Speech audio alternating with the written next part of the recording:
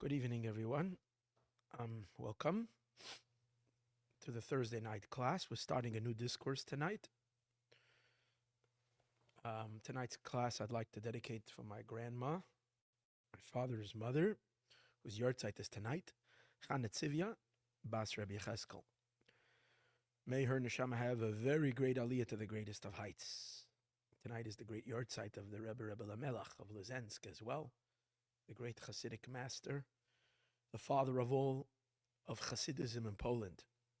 Rebbe Lamelach, Zchusa Yagan Aleinu, we should connect his holy soul. All right, it's after Purim, but last week was Purim. We never learned this year a Purim discourse. So instead of leaving go of Purim, and really we said last night already in the last night's class that for 30 days before a Yom Tov we're supposed to study we're supposed to already acclimate ourselves to the new holiday. But we were actually learning that the Pesach, in some ways, is a continuation of Purim, of the destruction of Amalek. So we should still continue the Purim theme, continuing, which is the victory of light over darkness, the victory of holiness, and the defeat of Amalek. Tonight's class is not going to be about Amalek, which was last night. Tonight we're going to learn a discourse from the Rebbe, from the Lubavitcher Rebbe, said on Purim in Tafshin Chav Dalid, which is the year 5724, translated to 1964 on Purim. It's a beautiful discourse. I learned it like I was away for a few days over Purim. I was in Alaska and I had a very long Shabbos because it's beginning to become long days there. And over Purim, I was also quiet Purim because there wasn't really much, besides our Purim party that we had, not much going on. So I had time, and I had a new book, which got like all the Rebbe's Maimarim for Purim. Here's the new book. It arrived to me Erev the day before I left to Alaska. So I grabbed the book and I went with it. So over this Purim, I learned a whole bunch of these discourses. From each one I loved. And from all of them, this one I was like really, really, really registered with me. And I said, oh, this is the one I want to teach when I get back. However, even though I learned it, and I was on a high when I learned it, I didn't really learn it that well and prepare it that well. And that's the way it is right now. So I will learn it together with you. But I hope it will be as illuminating and as powerful as it was when I learned it the first time. Now, what I liked about this discourse, very, very strong about the discourse, is the discourse speaks about two powerful forces that happen simultaneously. One is a tremendous decrease, and as there is a decrease, there is at the same time an increase. And the concept I've heard many times, but this discourse put it into magnificent words. And the idea is that a person can be experiencing a great darkness in their soul, that there isn't an illumination in their soul, there's a darkness in their soul. But as the light decreases and there's more darkness, which means less illumination, there is an increase in the power of the soul. So what we're going to have at the end of the discourse, what we're going to come out with, is even a darkened soul, even a very, very dark soul, has enormous power. And the beautiful thing is that it works as follows. The more the lights go out on the soul, the more deeper the power of the soul comes out. So that, and we will understand the difference between an enlightened soul and a devoted soul, a dedicated, powerful soul. So exile has an interesting effect on us. Exile has an effect of darkening the light of the soul, but ratcheting up the power of the soul. And we become enormously powerful, although we are in a very, very, very darkened state spiritually, but extremely powerful. So the words in this discourse, it gives it unique words, which I think are very empowering, especially as we're in like the last seconds of exile. And although we're talking so much in so many classes how we can start feeling redemption and live redemption, but at the same time, at many times we feel very strongly the darkness of the last moments. and that can crush us. So when we learn this discourse, we realize that we should not get crushed because something very magnificently powerful is unearthed when the lights of the soul are turned off.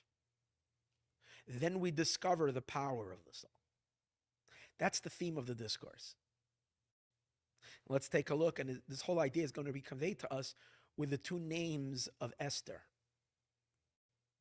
Esther had two names. Her name was Hadasah, and her name is Esther. And the mimer is going to follow the heroine of this whole story of the Megillah, of the story of Esther, which is Queen Esther. It's going to delve into the two. Esther represents the soul, and the two dimensions of the soul: a Hadasah element of the soul, which is a more beautiful, enlightened soul, and an Esther element of the soul, which is a concealment and a darkness, and how the two interact with each other. So let's read inside. So in the pasuk in the Megillah we read now on Purim, it says in Esther Beis, that means in chapter 2, verse number 7. It says, Vayhi Omen es Hadasah, that Mordechai was raising, he was Hadasah, that Mordechai was, Esther was his niece. So he took her in, and she lost her parents. She was an orphan. So she was taken in by her uncle Mordechai. And Mordechai was the one who raised her in his house. He kind of adopted her. So the Oime means he was the caretaker for her. He was raising her. Who was he raising? Es Hadasah he Esther. Hadasah, who is Esther. So the Megillah and I realize the Megillah is a divine book. It's a book of scripture. So every word is so meaningful. Why suddenly are we calling one person and giving her two names? Whatever her name is, give her name. It doesn't say, like sometimes a person has a name, Esther Hadasah. Actually, I was speaking a lot I gave a class this year about this concept of Esther and Hadasah a couple of weeks ago. That Hadasah is numeric value 74, and Esther was, and that from there we learn out that Esther was 74 years old when she was taken to the Achashverosh's place, and then. But by the time she became queen, she was 75 years old. We were connecting it to the idea that it says that God promises Abraham, you were 75 when you went out of exile, so too I will appoint a redeemer from your children who will be 75, because the numeric value is Hadasah. So we discussed it then. So I gave this in a talk in Israel. I was at a Shabbaton in Israel, and there was a bunch of women, and I gave this talk. And it was really cool because I was going to talk about Hadasah and Esther, and I saw on the schedule that right before I spoke, there was a program for the women. They had some kind of I don't know what kind of a exercise or some kind of a health type of a workshop, and it was given by a woman called Esther Hadasah. I connected it that my class was coming after the workshop, the health of Esther Hadasah, and then it turns out that this Esther Hadasah was by the class, so it was cool. But Esther and Hadasah,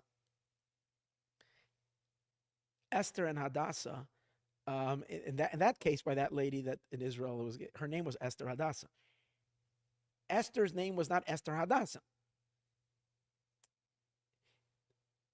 One of the two are her real name, and the other one is like a nickname. It's not like she had two names by the Torah when they named her. They named her with two names. Thinking about naming people by the Torah I'm talking about something very beautiful. So when I went for my grandchild, I mentioned I've gone to Alaska. So we had the bris.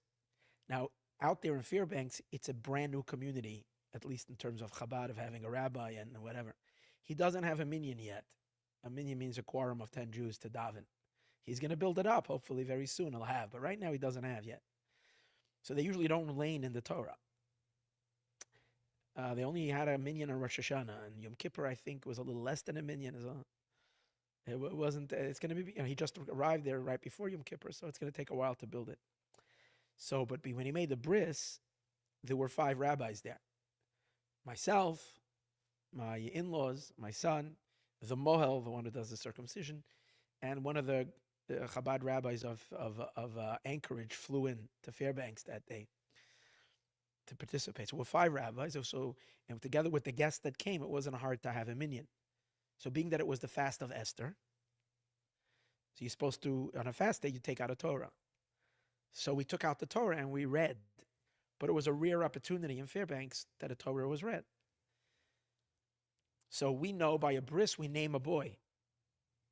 The boy is named by his circumcision. We wait 8 days, and by the circumcision, the boy gets his name. Girls are usually named not by a bris, but by the Torah. Because they don't have a Torah reading there. So, and both this was, and it's not a usual thing. So the women there grabbed the opportunity to name a bunch of the children. It was so beautiful. We had 4 names, 3 girls and 1 mother. She named herself. She named her daughter.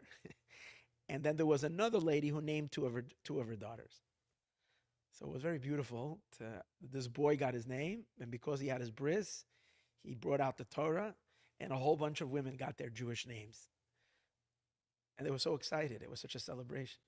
It was a memorable moment.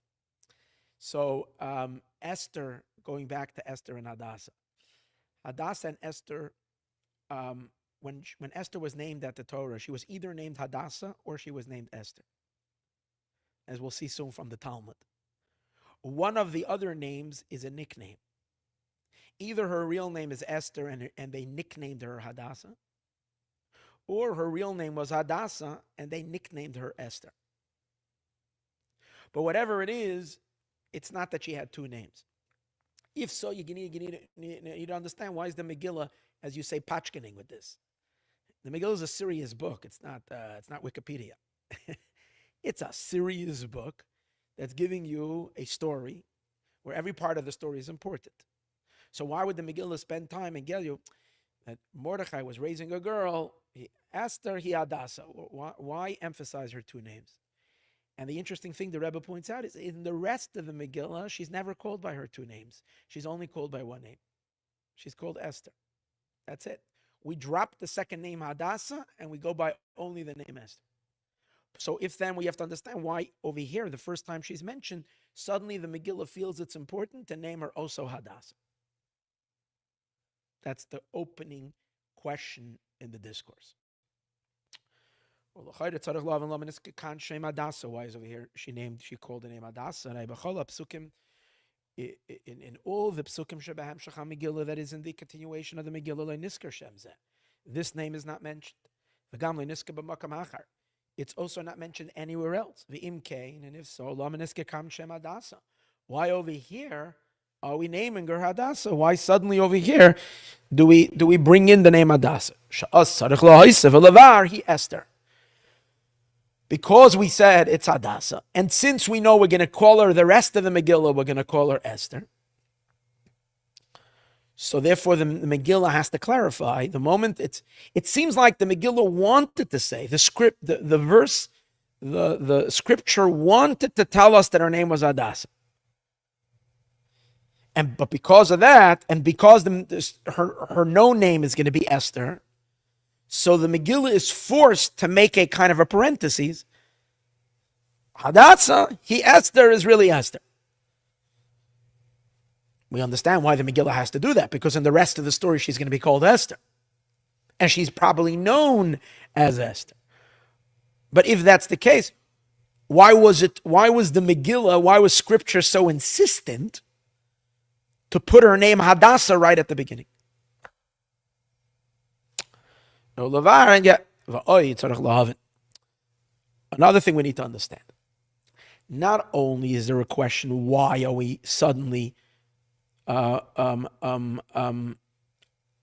elaborating on her name or expanding on her name and finding all the various different ways she was called, there is also a contradictory element between the names. The names clash. Sometimes in other words, it might not be such a good match, these 2 names together. Now, I don't mean to criticize the woman that I spoke earlier. Her name is Esther. That's a beautiful name to have.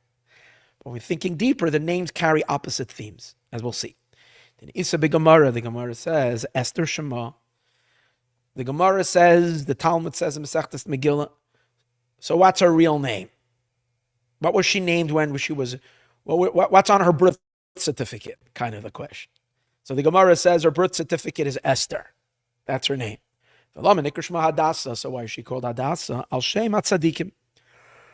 Because she was a righteous woman, because she was a tzaddikus. And tzaddikim, the righteous, are compared to myrtle branches. Hadasah is a Hebrew word for, we know it's one of the species of the four plants that we take on Sukkot and we shake them. And the Hadassim are symbolizing the righteous people who do mitzvahs. People that do a lot of mitzvahs. And therefore they have a very good fragrance. Myrtles, the myrtle leaf is a delicious smell. Scent. We smell it. A lot of people smell it on Motzei Shabbos as B'samim. Some people, by their great rebbes, they smell it Friday. They sniff it on Friday night as well. Before Kiddush, or at Kiddush, they smell the Hadassim. The Talmud also tells us an amazing story how when Reb Shimon Bar Yochai was coming out of the cave, and he and his son were angry at the world because they couldn't understand how people were so foolish to be busy with such minuscule things. They spent 13 years studying Torah, immersed in godliness, and they saw people that are busy with mundane things. They were literally looking at the world with such criticism that wherever they looked, their eyes were burning. They set fires wherever they would go. They were going. They were arsonists. Reb Shimon Bar Yochai, the author of the Zohar. So first God chased them back into the cave. God didn't like it. God says, you're too holy for my world, get out of here. Go back in your cave. Shows you that God enjoys a world that's not so holy. God wants a world he wants a world to become holy, but God understands the state of the world and he wants us to deal with the world as the world is. So Reb Shimon Bar Yochai and his son were chased back to the cave. But a year later, Elijah the prophet came to the cave and told them they can exit. And they left. This time, Reb Shimon was more tolerant. His son Elazar did not reach that level to be able to tolerate the world. So he was still looking hard. So wherever he looked, he was burning. But Reb Shimon, his father, immediately looked at that same place and brought healing to the place that he. Just an amazing story. Think about this story. The son is looking with his harshness, with his judgmental eyes, and he's putting fire. And Reb Shimon is coming with a hose, and he's calming it down. He's cooling it. He's using fire repellent on whatever his son is burning. Fine. How long was this going to continue? So it says it was right before Shabbos, and they saw a man running, and he was carrying 2 myrtle branches in his hand. So they asked him, "Where are you running? Why are you running with these myrtle branches?" He said, "Well, it's Shabbos is coming." And on Shabbos, we know it says honor the day of Shabbos. So to honor the Shabbos, and since it says honor Shabbos, and to honor Shabbos, I have these myrtle branches, which are going to bring a good scent. It's like buying flowers for Shabbos. This was his way of buying flowers. So they said to him, okay, so 1 branch is enough. What do you need 2? He says, no, there are 2 commandments. One is remember the day of Shabbos, and the other one is guard Shabbos. So Reb Shimon Bar Yochai says to his son, you see, these simple people, all week long, they're working. They're not busy. They're not learning Torah. But look how much they cherish God's commandments. That it's not enough to him to buy one bouquet of flowers. He buys 2 bouquets. He brings 2. I guess that's probably the source of the minhag that some people have. That Friday night they have myrtle branches as well, and they make them borei minei b'samim, the blessing you make on a good scent, and they smell it and they take a sniff of it. So the myrtles which are hadassim, have a good scent, and that's what a tzaddik, a righteous individual who does mitzvahs, has a godly scent. It, by the way, says that surrounding every person is the air, either of Gehenna, either the foul smell of purgatory, which probably has a sulfur smell of like rotten eggs. Like you have where there is, sulfur, hot springs, something like that. You have that smell. or because Gehenna is a hot place, or a scent, a delicious scent of Gan Eden, of paradise. So this is not something that only happens in the afterlife. When we do a mitzvah, we're surrounded by the air of Gan Eden. When we do a sin, we're surrounded by the foul smell of Gehenna. So the tzaddikim, who are called tzaddikim because they do mitzvahs, they have the delicious aroma, the delicious smell of the myrtle branches. And that's the reason why Esther, whose name is Esther, is now nicknamed Hadasah, because she had the fragrance of the myrtles. Hashem tzaddikim, sharecham toiv, that have a good scent. And so it says, this is a prophecy that is in the beginning of the book of Zechariah. So in the first chapter over there, it says that Zechariah had a vision. On the 24th day of the month of Shvat, he had a vision. And in that vision, he sees an angel on a red horse that is standing amongst the myrtle branches. A red horse connects to this week's Shabbos. It's going to be, we're celebrating the red heifer. But this time it was a red horse, not a red heifer. And this was an angel from above. And then why was it standing amongst the myrtles? Because I guess the angels would rather stand amongst the myrtles. The myrtles represented tzaddikim, the righteous.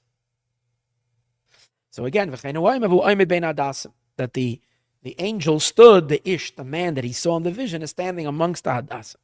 And what does that mean? Hadasah, that she's called Hadasah, because she was a tzaddikus. She was a virtuous woman.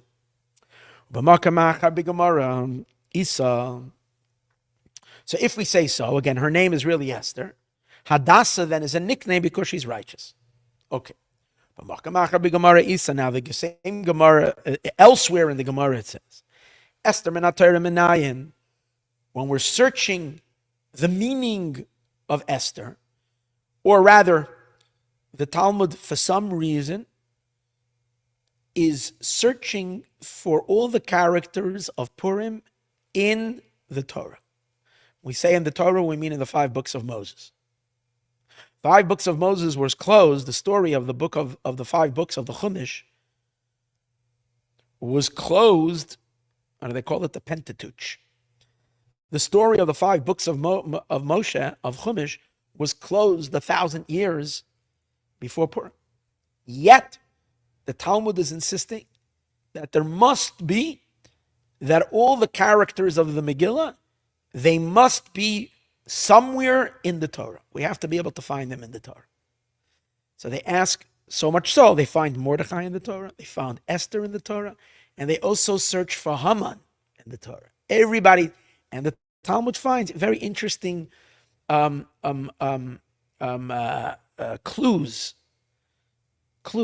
or remez, clues in the Torah written 1,000 years earlier about an event that's going to happen 1,000 years later, that these people are already mentioned, albeit in a hidden way. So the Talmud says, where is Esther? And the Talmud says, well, Esther is to be found in the end of Deuteronomy, where God says that in the end of exile, at the very, very, very darkest moments of exile, God says, Vanoichi aster aster panei, I'm going to hide my face.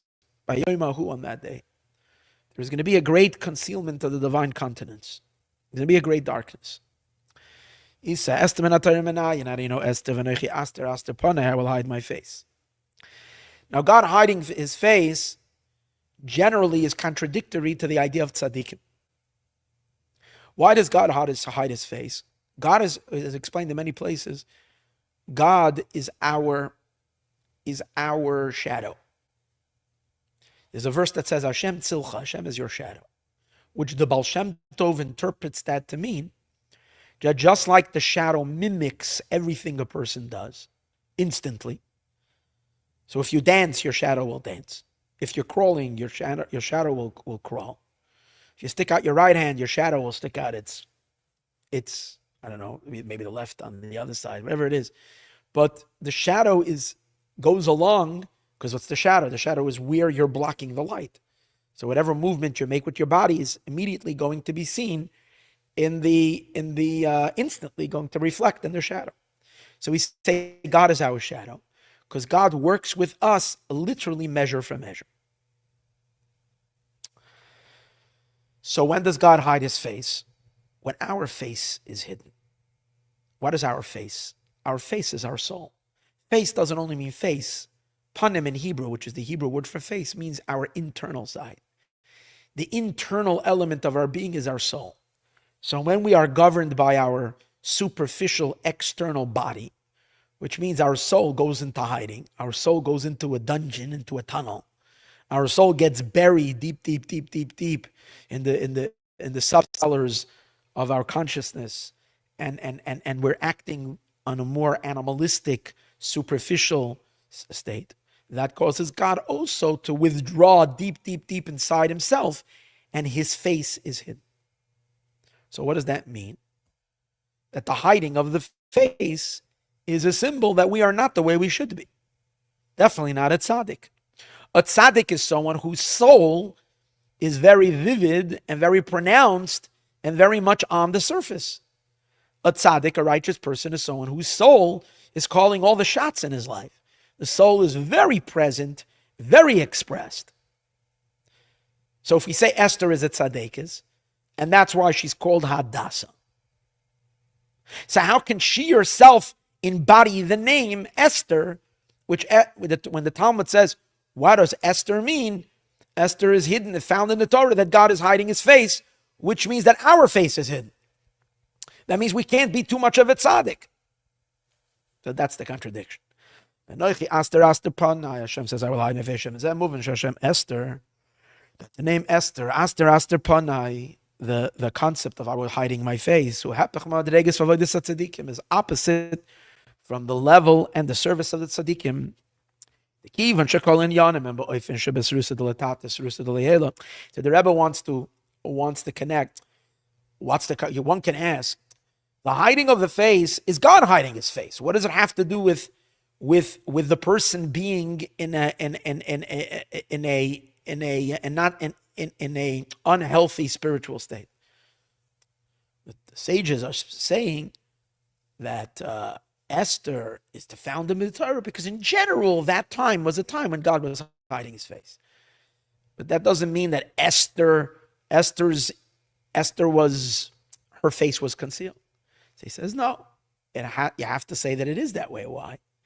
Because since the entire condition of godliness is always dependent and reflecting on us, God, as we said, he mimics us.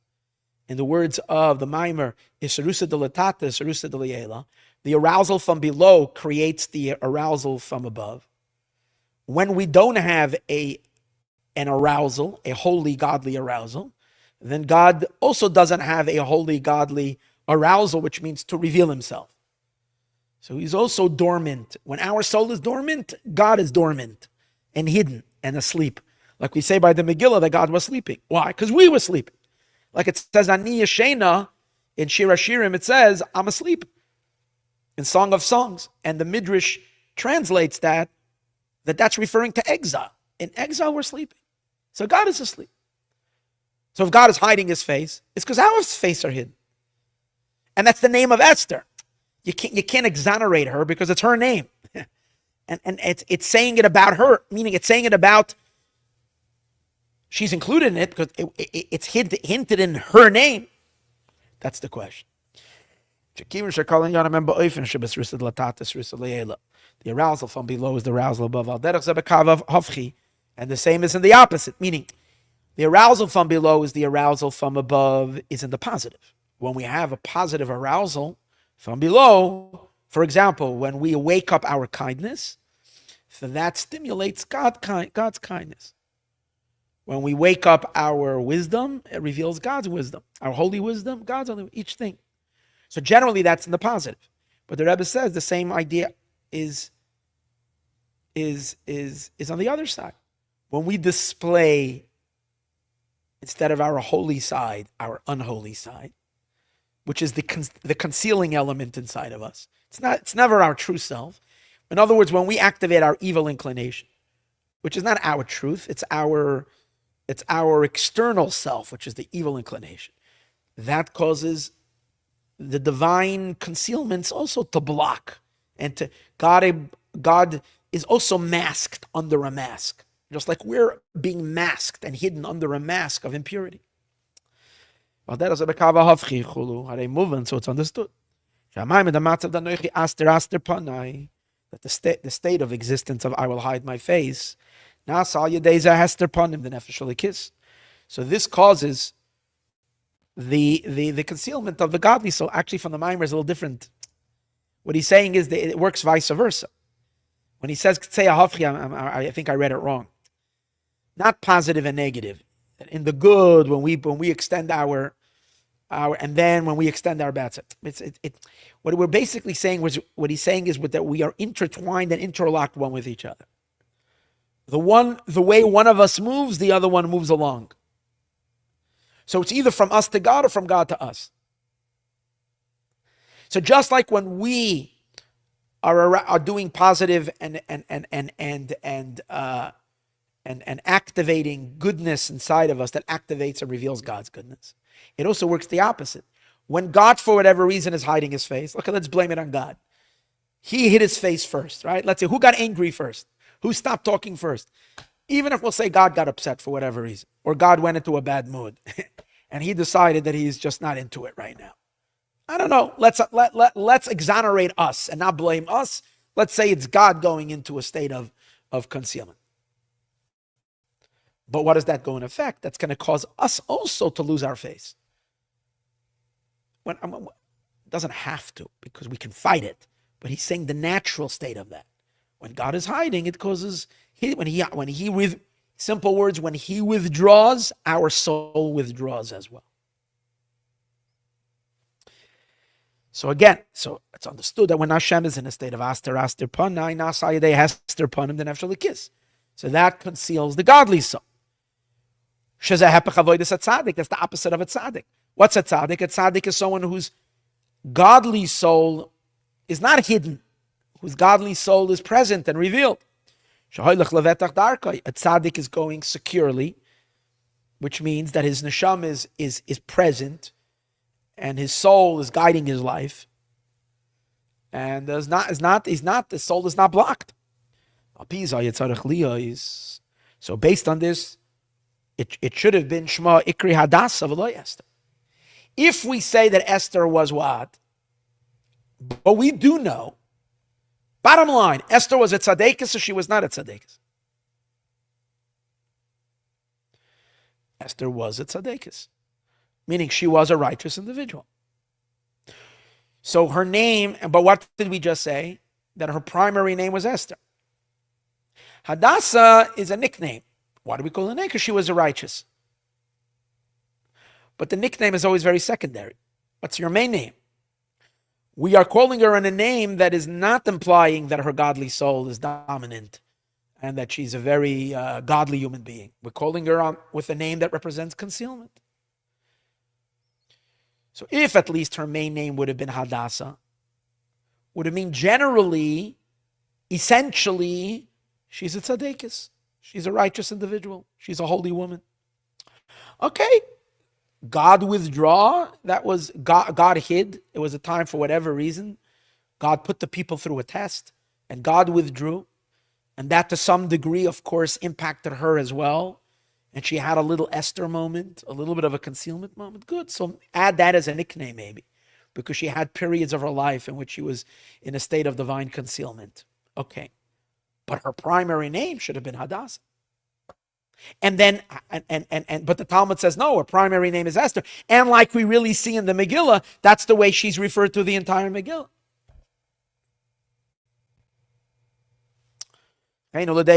Now, there's another opinion in the Talmud. Second opinion is that what? Sheba Gemara in the Gemara. The Gemara has a second opinion. No, her primary name on her birth certificate was Hadasah. Oh, that's good already. That means essentially her primary condition is she's a tzaddikus. She's a righteous individual. She's a saintly woman. She's Hadasah. But why is she called Esther? So the Talmud gives a reason why she was called Esther. The Talmud doesn't say because her soul was hidden. The Talmud says the reason is because she was so beautiful that they called her Esther, because Esther in Persian means the moon. So she had this glow. She glowed like the moon. The moon is a very attractive luminary. The sun is not so attractive because you can't look at it. But the moon is so calming and so beautiful. When you look at a moon, and it's especially a full moon in the sky, and it's big and beautiful, and so they called her Esther. Esther was called Esther because it comes from the word istahar. Istahar is the moon. That's what the Talmud says. Hadasah Shema v'lo Esther. Again, there was two opinions. One opinion is her primary name was Esther, and why she called Hadasah, because she was a tzaddikus. She's a righteous woman.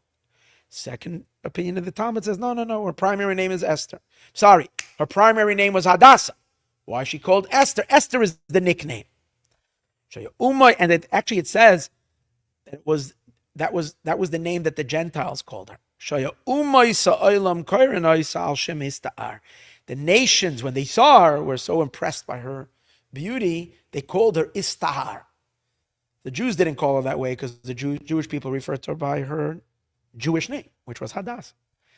Esther was a non-Jewish nickname that was given to her, representing her beauty of the moon. Maloshin Sihara. And nevertheless, it says in the pasuk, Lahapach. It reminds me of a funny story. It reminds me of the funny story that happened by the naming of these girls. It was really funny. Because one of the girls that was being named wasn't a baby. She was like, I don't know, she was an older girl. She was like, I would say 11 years old or 10 years old or 9 years old, I don't know her age. So she's standing there, and the rabbi was doing the Mishaberach, which is the official naming, by saying a special blessing. So the rabbi turned to her, and he said to her, and your name will be Esther. They called her Esther. And the rabbi said, you like the name Esther? And of course, you expect, and she stands, she says, no. So now the rabbi was stuck. So the rabbi said, the rabbi was a little Israeli, it was really funny. And the rabbi says, what do you mean? Esther was a queen. You want to be a queen? She said, no. It wasn't working out. It was really funny the way it was going down. So what's your name? Her name was Violet. She liked Violet. She wasn't so into Esther. It was a very cute moment. I guess in the end she came to terms with her Hebrew name, Esther, and he said, okay, you'll get used to it. You'll come to like it. I guess her mother should have had some more discussion with her, maybe. And it was for the moment, it was let's just say an interesting moment. But the girl seemed to walk away happy. She didn't seem to she accepted it. Because of lahepach, but the verse says the opposite. Hadasah hi Esther. You see, when you say these words, Hadasah hi Esther, Hadasah, who is really Esther. It's like you're saying Hadasah, who is really Esther. In other words, you're calling her now Hadasah, but her real name is Esther. That's what you're saying. If I'm saying Freddie, who is really John, who is John? It would mean that John is the real name, but we know him as Freddie. So when the Torah says Hadasah hi Esther, implying that Esther is a real name, but the Talmud is saying no, Hadasah is a real name, and Esther is only a nickname. Then it should have said Esther hi Hadasah, that she's really Hadasah. The wording in the Megillah doesn't seem to fit so much with the second opinion. It works much better with the first opinion. It flows better linguistically. That's what we're saying. linguistically, it flows much better to, if her real name was Esther, then it makes sense to say, Hadasah, Esther, she's really Esther. But if her real name is Esther, it doesn't fit well to say, Hadasah, Esther. I know. Shashem Hadasah Niskarak B'tchilas Inyan. Which means that the name Hadasah she was called only she's only mentioned the beginning. Esther. From now on and forward and onward, she's called Esther. The people call her Esther, and that's how we're going to continue calling her as Esther. Not only at the time. So what happens according to this? According to the second opinion, number one, the words don't fit so well. Secondly, what also is a little problematic over here is, between the two names Hadasah and Esther, we spoke earlier, Hadasah is a name that symbolizes her being a tzaddikus, a great person. Esther, concealment, darkness. Yeah, that's the Talmud says she's shining like the moon. The nations were referring to her that way. But in essence, Esther, in Torah language, in Hebrew language, it means concealment. So then the question becomes as follows. If her real name is Hadasah, but we are now giving her a nickname Esther, and that nickname Esther is going to stick to her, and she's forever going to be known as Esther, that seems to be that we are downgrading her or degrading her. She has a name that is so beautiful that's indicating it's tzaddikus, a righteous person. We're calling it now. You might say that for a short period, during the time when the decree came about, because Jews were generally not doing good, and the dark state, the poor state of the Jewish people during that time, this poor spiritual state of the Jewish people during that time, was influencing everybody, even the leaders. Even Esther is being dragged down. So she's also being dragged down into the concealment. It's possible to say that. Yeah. Then it would make sense that we would call her Esther to the first two chapters of the Megillah. When Haman is making his decree and making his scheme. So you want to call her Esther because it's a time of concealment, a time of darkness. But why after Esther has already defeated Haman? Why doesn't she revert back to her true real name, which is her name is Hadasah, which is so much more of a beautiful name? And we find that the name Esther, she keeps with her throughout the entire book to the end, even after the whole even after the story of Purim flips over. And God is shining to the Jewish people with a tremendous deliverance and a great miracle. And not only that, we're going to now forever engrave the name in the chronicles of the Jewish people. We're going to cement her name. They're going to name the book. How do they name it? Megillas Esther, not Megillas Hadasah. That needs understanding why that is. Again, not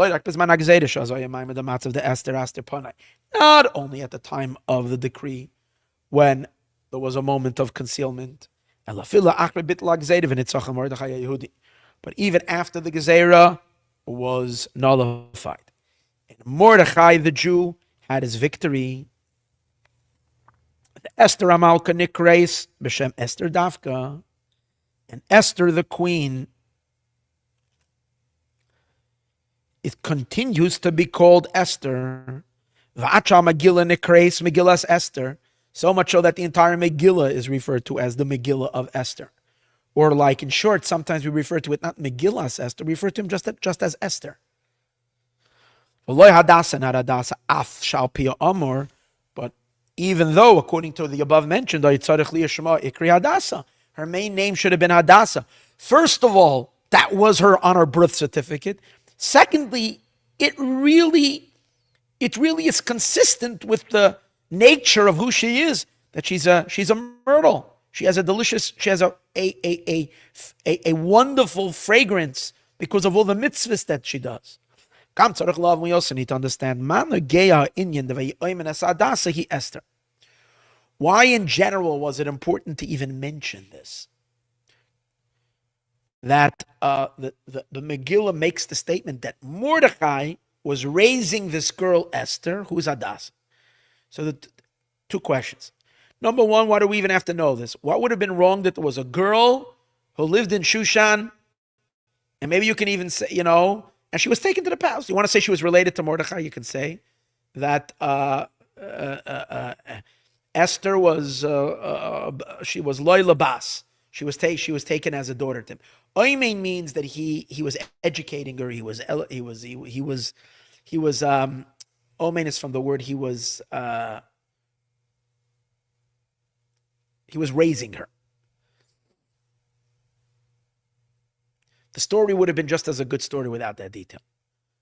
Esther is a girl in Shushan. She's taken. Mordechai is a relative of hers. He's coming to check in on her. I mean, it's not a question. Obviously, that was the story. He was raising her. But obviously, everything is precise. So we're going to learn later that the idea that Mordechai is educating Hadasah, who is Esther, is an eternal, infinite, everlasting lesson.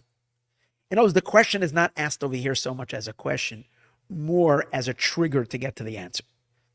It is to uncover the depth that's behind. And the question and it's not a question. It's more like why mention this? And twofold. Number one, why mention in general that Mordechai is educating her?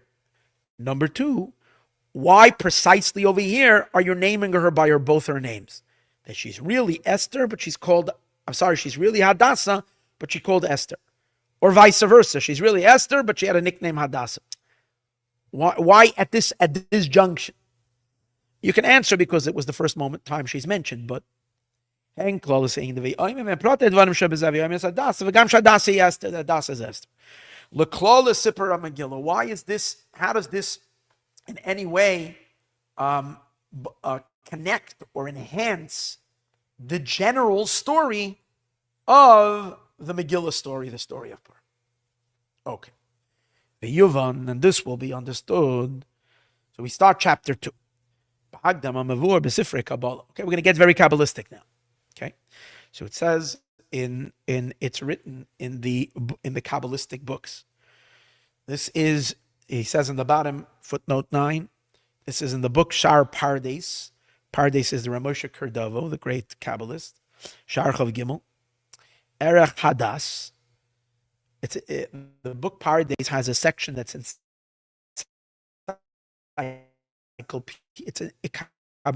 it's an encyclopedia on according to Kabbalah. Oops. It basically gives the Kabbalistic content of all phenomenon, of many phenomena. In other words, Shamayim, for example, it says sky, so we know what the physical sky is. It's going to give you the internal divine essence of the idea of what Shamayim represents, what heaven represents, what does earth represent, what does a tree mean Kabbalistically, what does water mean. It's almost like a scientific book which will give you that water is H2O. So this is giving you water, what's the internal, spiritual, godly ingredients that is the essence of water, and so on and so forth. That's the book of Pardes. So over there, he has a erech, he has a entry on Hadas. Now, why is Hadas? Which is the root of the name Hadasah. As we said, Hadas is a myrtle. Now, why would he have an entry on Hadas? Because we use Hadassim. It's an important feature in the world. It's one of the mitzvahs. So we use of the 4 species we said earlier.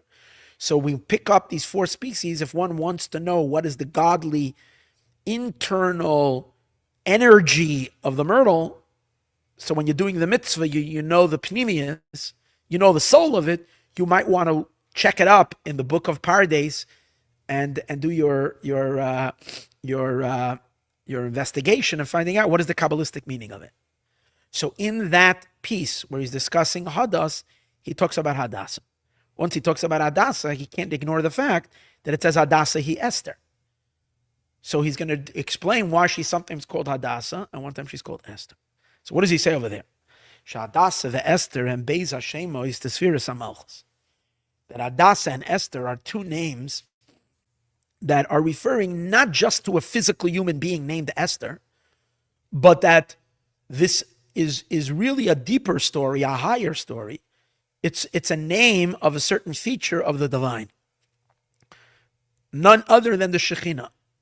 Shekhinah is the feminine element of God, and which is also referred to as the attribute of Malchut. The attribute of Malchut is the attribute of kingship, which is the feminine and and therefore most of the women mentioned in the Torah and spoken of in the Torah, they are the embodiment, some way of the or the other, of Sfirat HaMalchut. Some women can also be the embodiment of Sfirat HaBina. Bina is also feminine. But most of the great women of the Torah are physical incarnations of the spiritual energies of Malchut. And Esther is primary amongst those.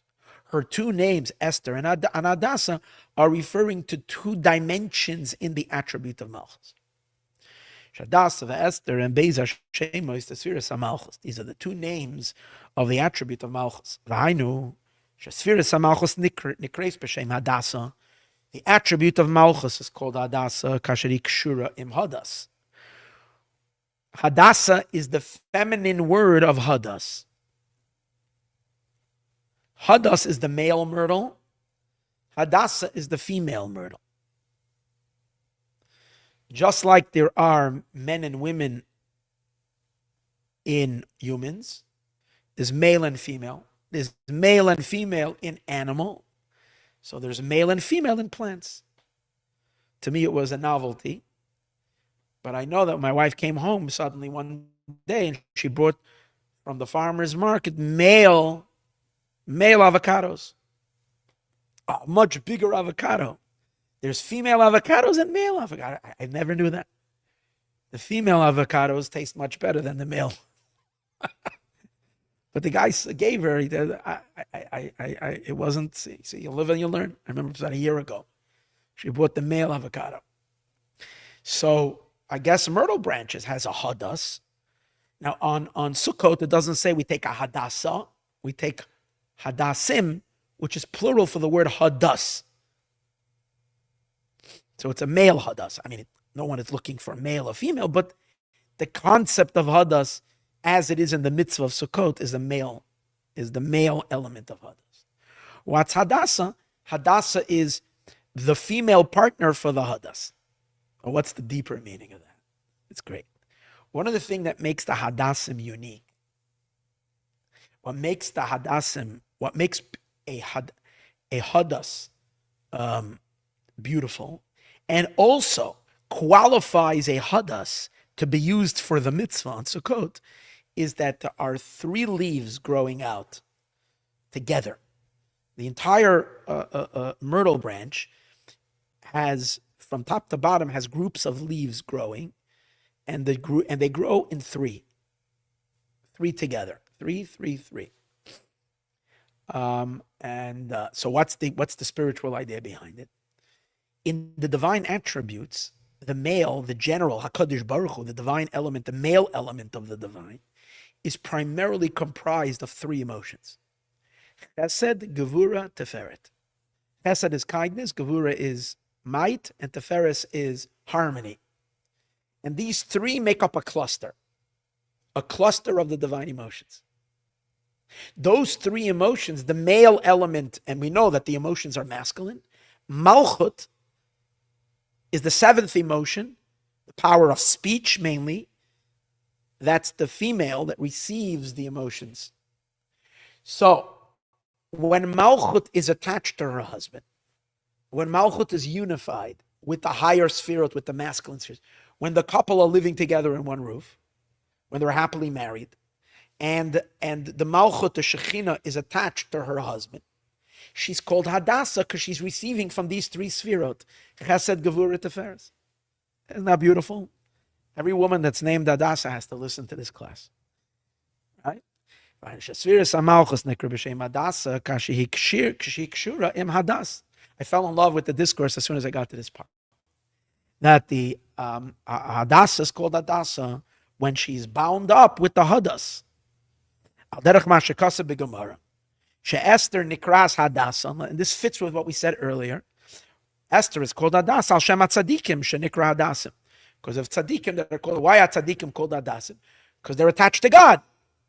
God is the Hadas, and they're recipients of godly light. God illuminates into their soul. So we're called Hadasim. Tzadikim are called Hadasim, again in the feminine element. Shu anaf eitz avois, which the idea about when the Torah refers to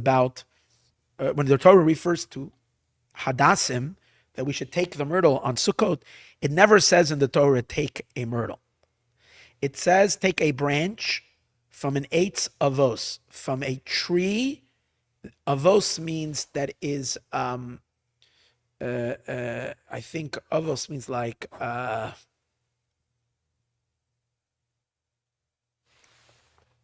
give you the translation from Art Scroll. Give me a second here. It's good you brought me the Chumash yesterday. In Parshas Emor.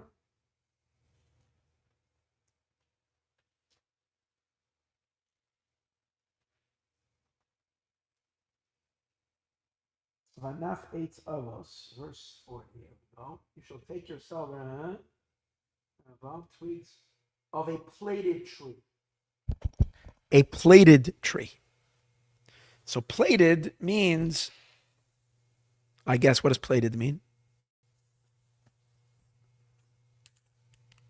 Must be triple. That everything is even, something like that. Okay. Sheyesh by Gimel Alan, the sages understand the plaited to mean that there are 3 leaves on it. So what does that represent spiritually? Chesed, Gevura, Teferes. Chesed is the emotion of kindness. Gevura is the emotion of severity and judgment or discipline, and then or might. And then there is Teferes. There is harmony that combines and stands between the two. Sheheim klolis tasfiris tezah, which they represent the general attributes, even though Ze'er Anpin, which is the level of HaKadosh Baruch Hu, the masculine emotions, are really a cluster of 6. But the cluster of 6 is really doubling the kindness, Gevura, and the Teferes double itself. Because the Netzach is like a continuation of kindness. Netzach means perseverance. Hod is a continuation of Gevura. And Yesod is a continuation of Teferet. So they're like in the human body physiologically, the body really has the right side, the left side, and the center. So there's no 6 sides to the human body. Really, technically there is, but in terms of the structure of the limbs, there's 3. There's the right, the left, and the center. And the feet and the are the continuation of that. So there is so therefore the primary energy of the sphirot, of the male sphirot, are 3. Now, when the sphere of Malchus, Malchus kshurim is yechedes imzo, so when the Malchut element, when the attribute of kingship is bound and unified with the Ze'er Anpin, with her husband, Sheikre Chagas, which is primarily Chesed, Gevura, Teferes, Hadas, which then it's called a Hadas, it's called a myrtle, it's called a Hadas, Azai Nikrais B'Shem Esther, Hadasah. Then she's called Hadasah. Okay. However, we know that sometimes there is a period bein adveikim. Sometimes there is a separation between the male and female. And that's the general idea that the Shekhinah descends down and goes into exile. She goes into the darkness of the worlds. She's not always in a state of intimacy and attachment to her husband. When she descends to enliven and to sustain the worlds, the lower worlds, she disconnects at least temporarily from her husband. That's when she's called Esther. The Shekhinah then changes and her name is Esther. Sfiras HaMalchus Nikras B'Shem Esther, and Sfiras HaMalchus is called the name of Esther. Hester, Aster, which indicates concealment. What is that referring to? We know that there are four worlds. The sum totality of all of creation is built on four worlds. The highest world is still the world of divinity. And that's where, in that world, God manifests directly, openly. And the 10 Sephirot, the 10 attributes, are fully revealed and present and in their full power in the world of Atzilut. Malchut, and in the world of Atzilut, which is the world of emanation, which is the first of the four worlds, where it's still above the existence of creation. Malchut is the last stage of that world. So when Malchus is still in the world of Atzilus, she's connected to her husband. She's unified, and then as we spoke earlier, she's called Hadasah because she's receiving the Hadas. She's a recipient of the Hadas. Hey, the letter Hey always changes a word from male to female. Yad means hand, Yada means her hand.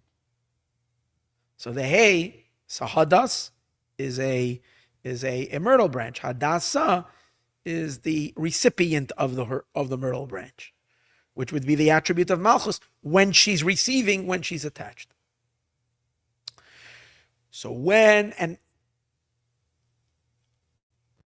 is she called Esther?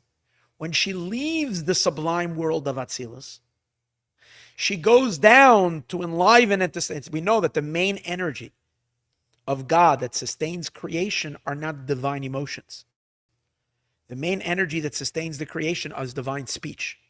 God said, we discussed yesterday, Hashem spoke, and he created. So it's the speech that gets embedded in the world. That's the Shekhinah. She goes down to enliven the lower worlds. Sometimes we refer to, in Hasidus and earlier classes, we've learned this many times, but it's one of the beautiful things. There is a statement where we say, you should be Zana. There's a recommendation. You should always try to be the tail of a lion and not be the head of a fox. It's better to be the tail of a lion than to be a head of a fox. So it says that this is referring to these two stages of Malchut. When Malchut is in the world of Atzilus, she's the tail of the lion because she's the very, very end tail of the divine, of divinity. Malchus is the last stage of godly manifestation, where it's still God, it's not yet creation. It's a divine attribute. Then Malchus goes down to become the master of the three lower worlds. Then she's called the head of the fox. Although she's the leader, she's the creator on that level. She's not the recipient. She's the source of all life in the cosmos. So she's the great, great powerful. She's the governor. She's the king. She's but she's the king of the finite world. And in order to be the king of the finite world, she has to disconnect to a certain degree from the infinite. So she was much higher when she was the tail of the infinite, rather being the head of the finite. When she descends from Atzilus to the three lower worlds, then she's in a state, then there is a concealment of godliness. Why?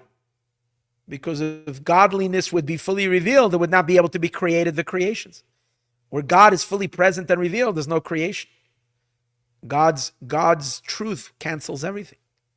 And on this we say, Hadasah hi Esther.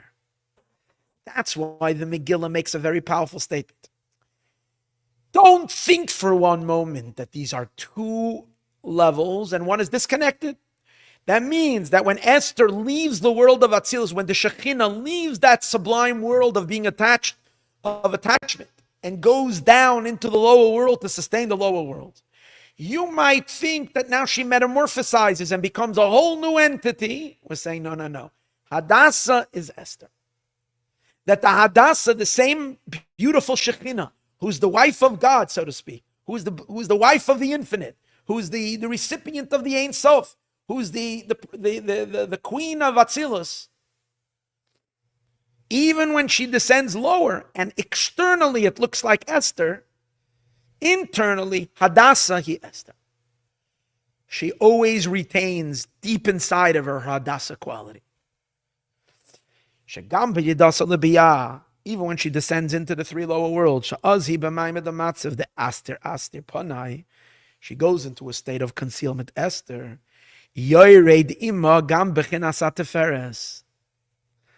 How can she still be called Hadasah? That means externally she's known as Esther. Like we said earlier, the Gentile nations would call her Esther, the moon.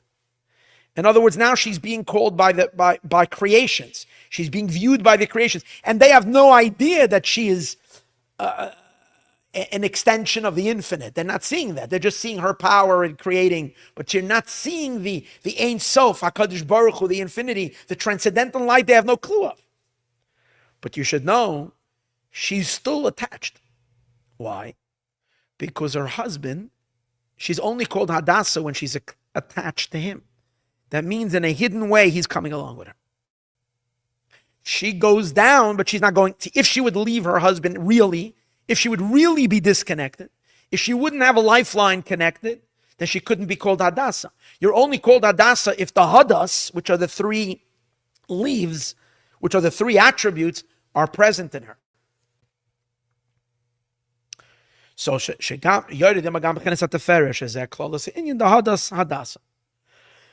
which is the general idea of Hadas and Hadasah.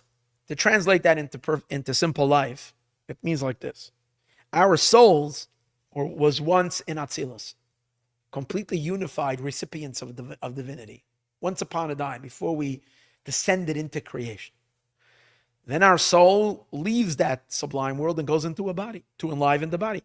Our soul is exactly a mini Shekhinah, leaving its sublime, heightened Hadasah state, and our souls, while we are incarnated in a body, is in a state of Esther. But we have to remember that even though it seems like sometimes we've been abandoned from heaven, we have been disconnected from heaven, we have been disconnected from the supernal bliss where our soul once was, there is never a real disconnect. There is a lifeline. There's constantly a rope, like it says, and sometimes it explains Yaakov Chevel Nachlasei, that the part of the neshama that's enclosed in the body, via a rope, it's still connected to the soul that's in heaven that never leaves heaven. And that's the idea, Hadasah hi Esther, that Hadasah is Esther. And to understand all of this with a much greater explanation, to get a better understanding, to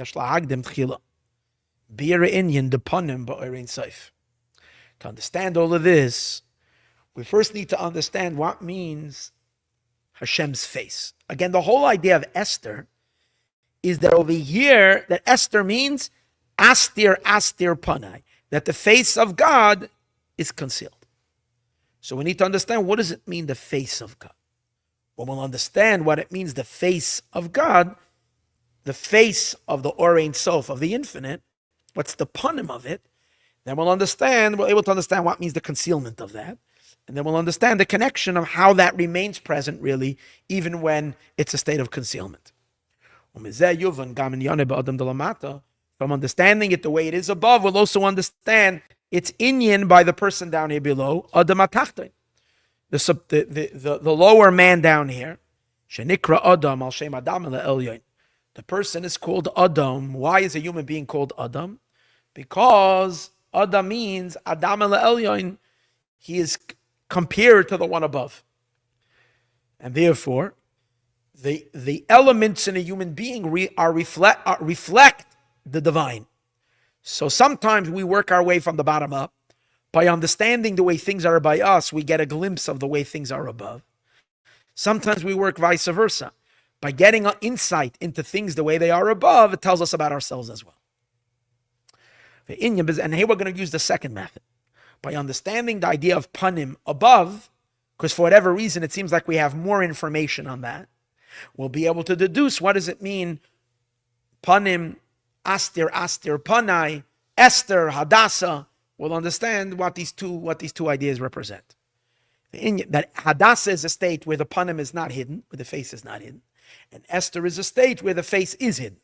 So let's understand what that means. And the idea is in general is as follows. The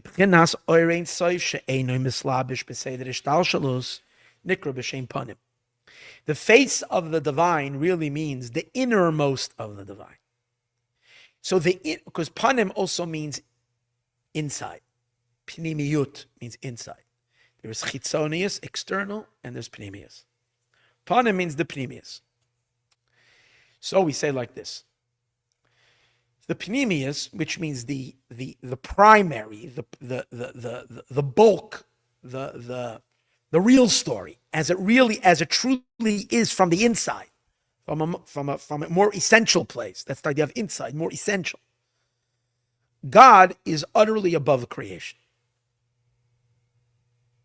So what he's saying over here is that the divine that is not enclothing itself in creation is called face. The elements of God that are becoming enclosed in creation. What does that mean? We know that God invests himself into the world to create it. Hashem creates the world by extending himself into creation. But what does God extend of himself? The nether and the nether of the nether of himself. A crumb of a crumb of a crumb of himself, which is sometimes referred to as his backside. It's not who he really is. It's not his deeper. It's like when Moshe says, I want to see your face. And God says, you can't see my face. You can see my back. In other words, the levels of the divine that are more enclothable in finitude, in finite worlds, that's something that Moshe was able to see. But God, as he utterly transcends creation in his utter infinity and above it all, that's God's face you can't see. So the face is the internal of the divine that is purely on a divine scale. It's purely Ein Sof. And whichever level, and this is what the discourse is going to go. The discourse is going to climb higher and higher and higher and think that that's face, but then it can explain that even that is not face, it's still the back. And the face means what really has no relationship at all to the creation whatsoever. The Orein Sof that is not enclosed b'Seder Ishtalshalos. Seder Ishtalshalos means the entire evolution of worlds. There are many, many, many layers of worlds. Many, many layers. That means the world is not just the physical. Above this physical world is a spiritual world. Above that spiritual world is a higher spiritual world. And it goes on and on and on and on and on and on and on and on and on endlessly, a chain-like progression for that is. In general, we spoke there are 4 levels, but in each one is myriads and myriads of levels. But all of them, from top to bottom, is still considered worlds. And if it's considered worlds, it's only receiving from God's backside. That's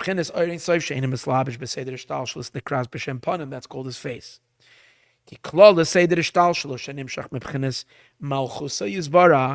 Because the general order of evolution, which really is only coming, where does creation begin?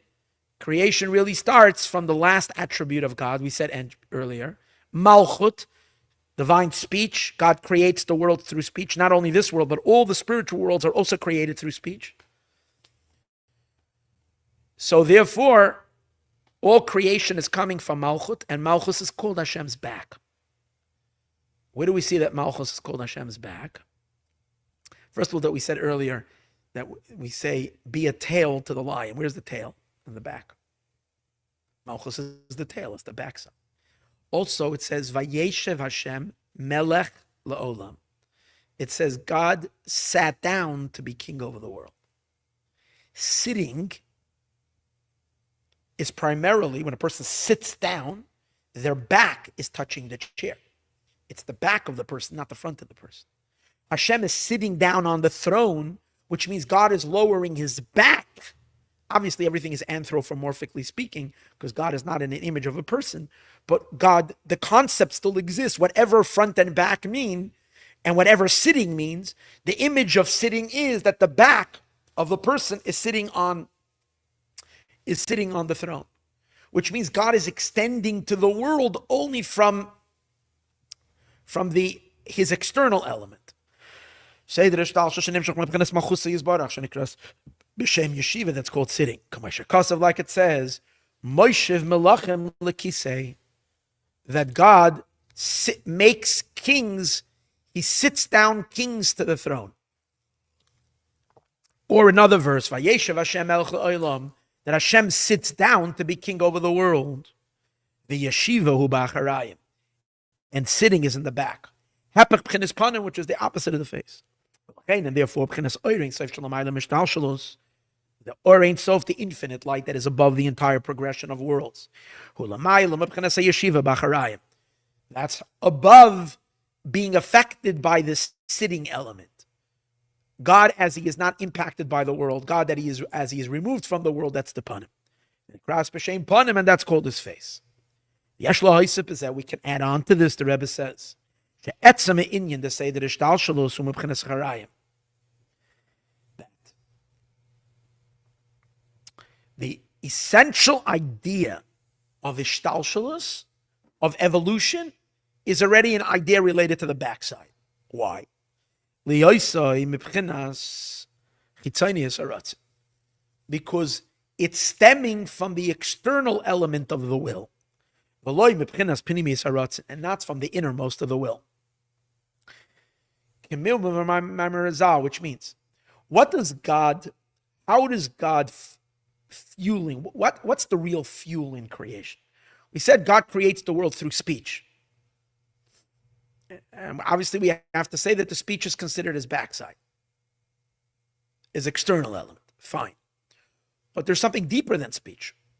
Why is he talking? Because he wants to talk. So underlying the speech is really the will. There is a ratzon. There is a will. Will is much higher than speech. But even the will, where God desires and wants to create a world, he says that will is the external of the will, not the internal of the will. How do you see that? Maybe God really, really, really, really wants a creation from his innermost. What produces heaven and earth and all of existence and all of creation is Hashem's inner, deepest passion and deepest desire. How do we know it's only his external? Well, we have to get inside information on that. From what the sages teach us. The sages say the word bereshis, which is the first word of the Torah, we discussed it yesterday as well, the 720 different combinations of the word bereshis that we learned about yesterday. But in any case, the word bereshis, the sages make a comment, stands for beis reshis. Or before we even get to the beis reshis, we can read the word bereshis according to this. Bereshis means for the sake. It's not just telling you what the state of the beginning, it's also telling you the reason of the beginning, which means bereshis. For the sake of the beginning, God created the world. That's how the sages learn it. For the sake of that which is called the beginning, God created the world. Not in the beginning he created, but for the sake of the beginning he created. What does it mean for the sake of the beginning? So the sages take the word beis and also look at it not just to mean for the sake, but also to have another meaning implied. Beis is the second letter of the alphabet, and therefore its numeric value is 2. So beis reshis means for two things that are called reshis. There are 2 beginnings, and those 2 beginnings, like 2 heads, and they are the reason for the world. The reason the cosmos exists. The reason there is all of everything everything is brought into existence is for the sake of 2. So the sages say the 2 reshis are, one of them is the Torah, and the other one are the Jewish people. So the Jewish people are the inner interest of God, versus the rest of creation is that he captures the external desire. And what does God want with the Jewish people? That we should perform his Torah and do his mitzvahs. So this is what he really wants. Now, by just saying, comes out according to that the creation is not his ultimate desire. His creation is secondary. He creates the creation because through a creation he can implement the Torah and the Jewish people doing the Torah within the creation. So the creation is a means to an end. Now, anything that you have that you want as a means to an end means that it's not your inner desire. Because the inner desire is the end to itself. What you really, really, really want, that's not a means to an end. You really, really want it. It stops with that. That's what I want. Everything that's a means to an end, if you're getting on the line to buy a bus ticket, it's not because you woke up in the morning and you are craving to be on a line to buy a bus ticket. No one in the world craves to be on a line, besides some kook, to buy a bus ticket. But if you wouldn't want to buy a bus ticket, you wouldn't be on the bus ticket line or on the train ticket by the train station on the line to buy the ticket. You would never be on that line if you don't want to. Obviously, if you got on the line, you want to be there. So much so, if someone pushes you out of the line, you get really angry at them, right? Because I want to be here. How dare you push me out of the line? Oh, so you say, why are you getting so angry? It must be you really want to be on this line. No, I don't really want to be on this line, but I really want a bus ticket. The only way I can get the bus ticket is to be on the line for the bus ticket. So there is a will in being on the line, but that will is an external will. Because what I really want is the bus ticket. Now, am I craving bus tickets?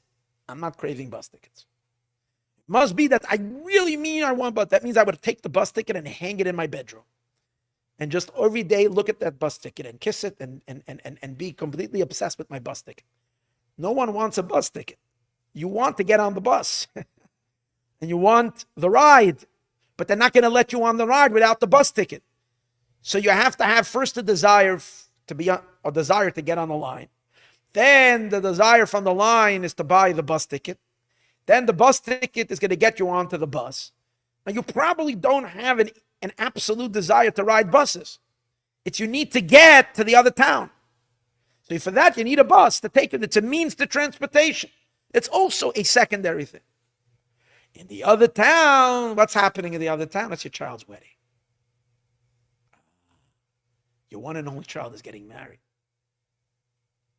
That's not a means to an end. That's not, I want my child to get married. So what? So I'll have grandchildren. No, I want my child to, I'm excited. That too, maybe, but it's my child. I want them to get, this is my child. So there are certain things that are not for something else. They are your desire. That's the essence of it.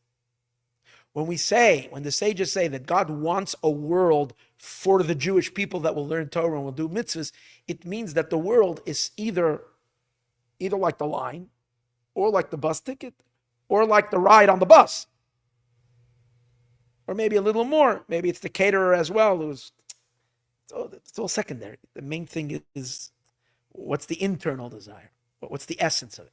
So what the Rebbe is proving from this is that he's proving, comes out from here, that the entire creation of world, which is time and space, on all levels of existence, no matter how high you go, it's all dispensable because it's all for something else. That means it's coming only from the chitzonius, from the external of the will.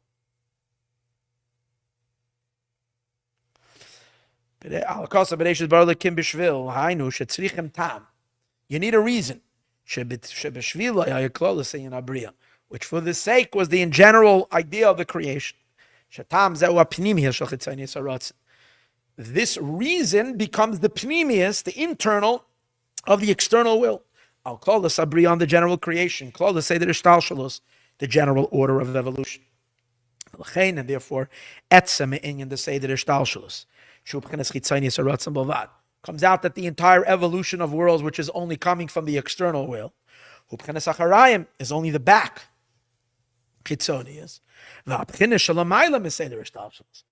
And that which is above the evolution of worlds. Because in the evolution of worlds, why is there an evolution of world? Even the highest worlds. If the purpose would have been the highest world, then God would have stopped after creating the highest world. The highest world then becomes a cause, a platform for a lower world and a lower world and a lower world. So they're all, each one is for the sake of the next stage. And it's a very strange thing. The last world is the physical world, which is closer to the ultimate objective than the most spiritual, sublime world. It's almost like God needs the physical world much more than he needs the spiritual world. Now, he doesn't need the physical world either, but what he does need or want very, very, very much, when I say need over here, I mean wanting it with an essential desire, is the Torah and the mitzvahs that the Jewish people are going to do. That he desires with his innermost desire. And what's closest to that? The physical world. Because the spiritual world won't give you an esrog and won't give you a hadasah, and they don't have these things. A mitzvah must be, the desire of God for a mitzvah was physical mitzvahs. So for that, we need the physical world. So it's very interesting how the physical world, which is the cheapest of all worlds, the most insignificant, the most inferior of all of existences, is actually the closest to the inner desire. It's not yet the inner desire, because even that is for the sake of something. But what he's saying is the entire evolution is serving something else. So it's not Pnimius Aratzon. What's Pnimius Aratzon? Israel and the Torah, which is really above creation. It's planted in creation, but it's really above the world. It's higher than it all. That's the panim, that's the face. And whatever is above this whole evolution of worlds, it's almost like God is going out of himself. There is God being inside himself. That's before the worlds are created. And that's his pneumius. That's his inter. Now he's acting as a creator and creating, kind of stepping into the finite world to bring about finitude and whatever that is, and finite existence. That's him going out of himself, out of his pneumius. So you got to ask him a question: why are you doing that? That's why we ask the question: why are you doing that? What do you have from that? What do you need that? It's ridiculous. It's insane. It's so insignificant. Oh, so you have to find a good reason for it. But it itself is desired with an external desire. That's what he's saying. And even more specific, in the order of evolution.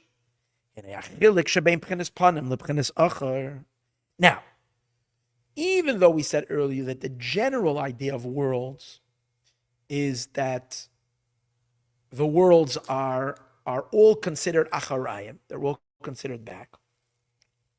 Creation comes from God's backside. Vayeshev Hashem, Hashem sits down. So he says that really, that within this whole evolution, there is an element of pnimius and chitzonius. There is the face and the back within the context of creation itself. In other words, we can't dismiss it all with one big dismissal and say it's all chitzonius. He's going to show us that in creation itself, there is a level called the pnimius and a level called chitzonius. What is that? In worlds, not in creation, in worlds. Atzilus, being that Atzilus is still divine, Atzilus is Hashem, it's nothing other than, Atzilus is the world of emanation. It's not yet a created entity other than God. Atzilus is just a manifestation of God. God manifests himself within certain borders, within certain boundaries. It's still him. That's why it's still part of his pnimius. The actual creation is chitzonius, which means once Hashem enters into real finitude, which is real creation, that's called external. It's the difference between the world of Atzilus, the world of emanation, and the three lower worlds, Bria, Yetzir, and Asiya. Now it's interesting. Where does Malchut go? What did we say earlier? Well, Malchus is what the energy of Malchut is what descends and plunges into Bria, Yetzir, and Asiya. So Malchut goes down into the external element of existence. Above Malchut is Pnimius. And Malchus, when she's in Atzilus, is also in the state of Panim, face. But when Malchus goes down to create actual limited creations, that's Chitzonius, that's external. And that's a means to an end.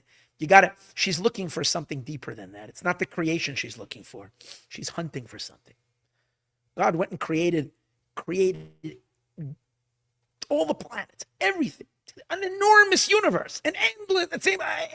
It's crazy. The mind blowing. How absolutely insanely perfect and infinite and boundless and majestic and magnificent, and yet,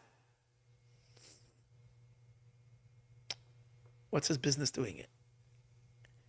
You got to give him a good reason for it. It itself is meaningless then, because it's a means to an end. He's looking for something. He's looking for something. Who is he looking for you? What does he want of you? Your mitzvah that you're gonna do.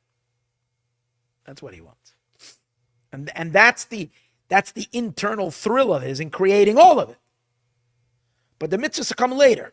First, what he's analyzing right now is creation as creation is creation. Before we get involved with Torah and with mitzvot and with all of that, just let's just give value to the value of things as they are. The day God finished the project of creating the world, before mitzvahs ever begins. So what do we have? Atzilus is still him. So it's called Pnimius. It says internal.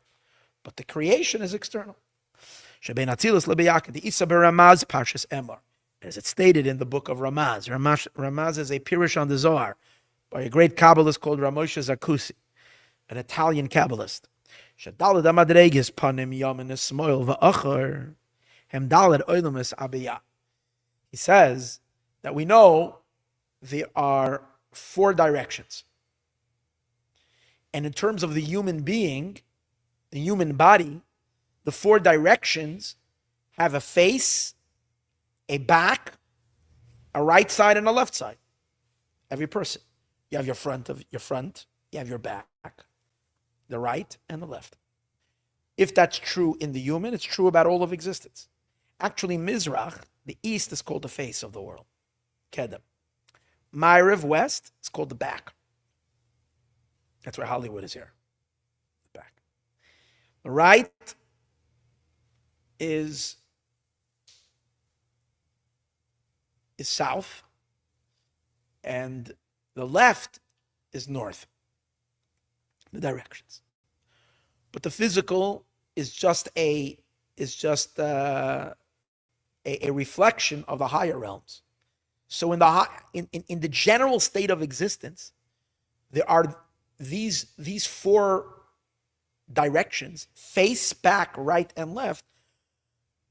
The Ramah says represents the 4 worlds. Atzilus is called the face, and right, left, and back is the other 3 worlds. I would guess Asiya is the back. Asiya, which means the material last world, is the back. Bria is probably the right side, and Yetzira is the left side. The world of creation is the right side. The world of formation is the left side, and the back side, the most nether of it, is the physical universe, is the world of Asiya. The face is Olam Atzilus, Olam is Biyah, and the world's Bria, Tzir, Nasir. And Yamin Esmerel v'Acher are the right, the left, and the back. Which in general, even though it's right and left, which right and left is not, the back is the opposite of the face. And the right and the left is not opposite the face, but it still doesn't have the quality of face. That's what he says. In general, all 3 of them are considered more the back. They can all be lumped together as be considered the back versus the face. The idea is as follows. What does it mean deeper? The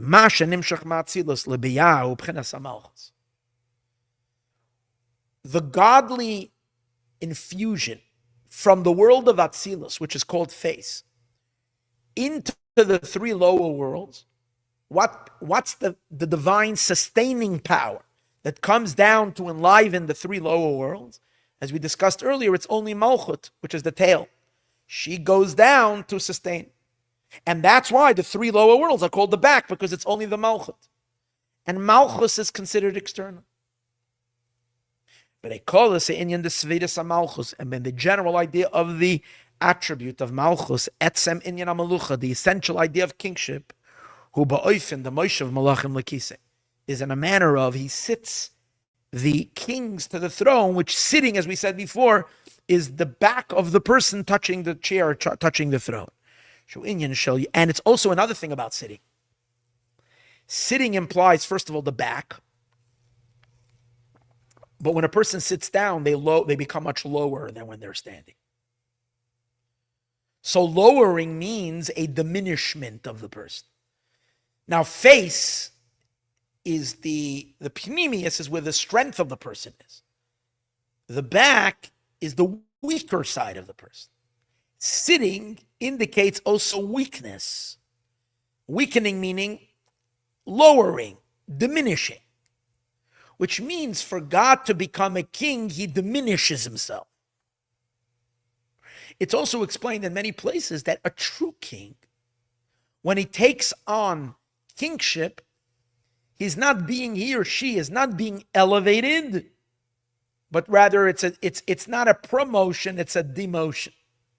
Because a true person who's really deserving to be king is a person whose head and shoulders above the rest, who's a cut above. And therefore, had they not accepted the kingship, they would be able to pursue their higher desires and higher aspirations and live in a complete higher world than the rest of the people. The notion of becoming a king means that they're going to busy themselves with the silly world of the simple people. And that means lowering. That's why we know that the Rebbe, for instance, you couldn't get him to become Rebbe. It took an entire year of pestering and pestering. And so it was with real kings. It didn't work. You needed to really, really, really, really work very hard. Most people who grab the throne are people who shouldn't be having the throne. And to them, it's like, they have nothing but the power. If they have power, you made them into somebody. But a true king is someone who is essentially great. And becoming a king is a diminishment because now he needs to invest himself in the small pettiness of his subjects. Especially when it comes to God. When God is going to invest himself in a silly world, it's only his kingship element. It's lowering himself down. So we can understand this idea of why Bria, Yetzirah, and Asiya, which are the realms of the creation, are all considered the back. It's for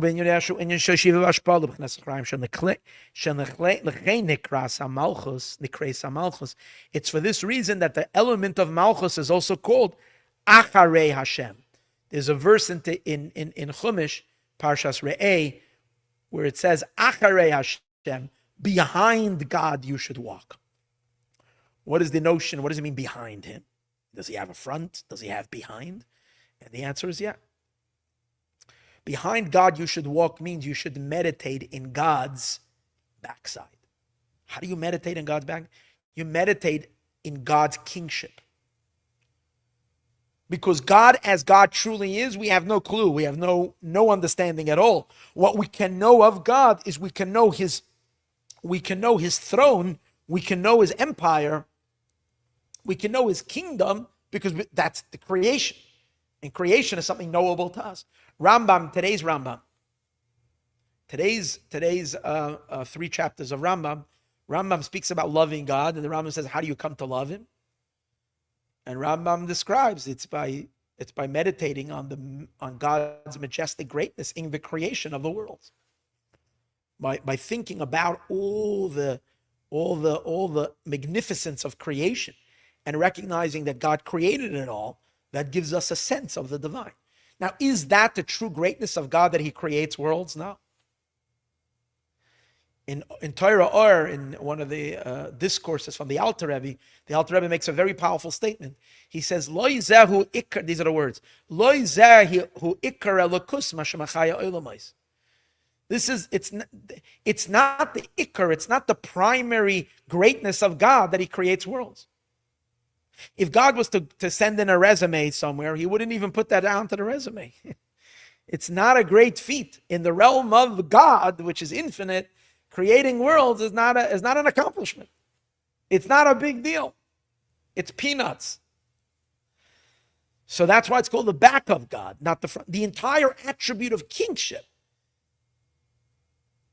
is considered the back of God.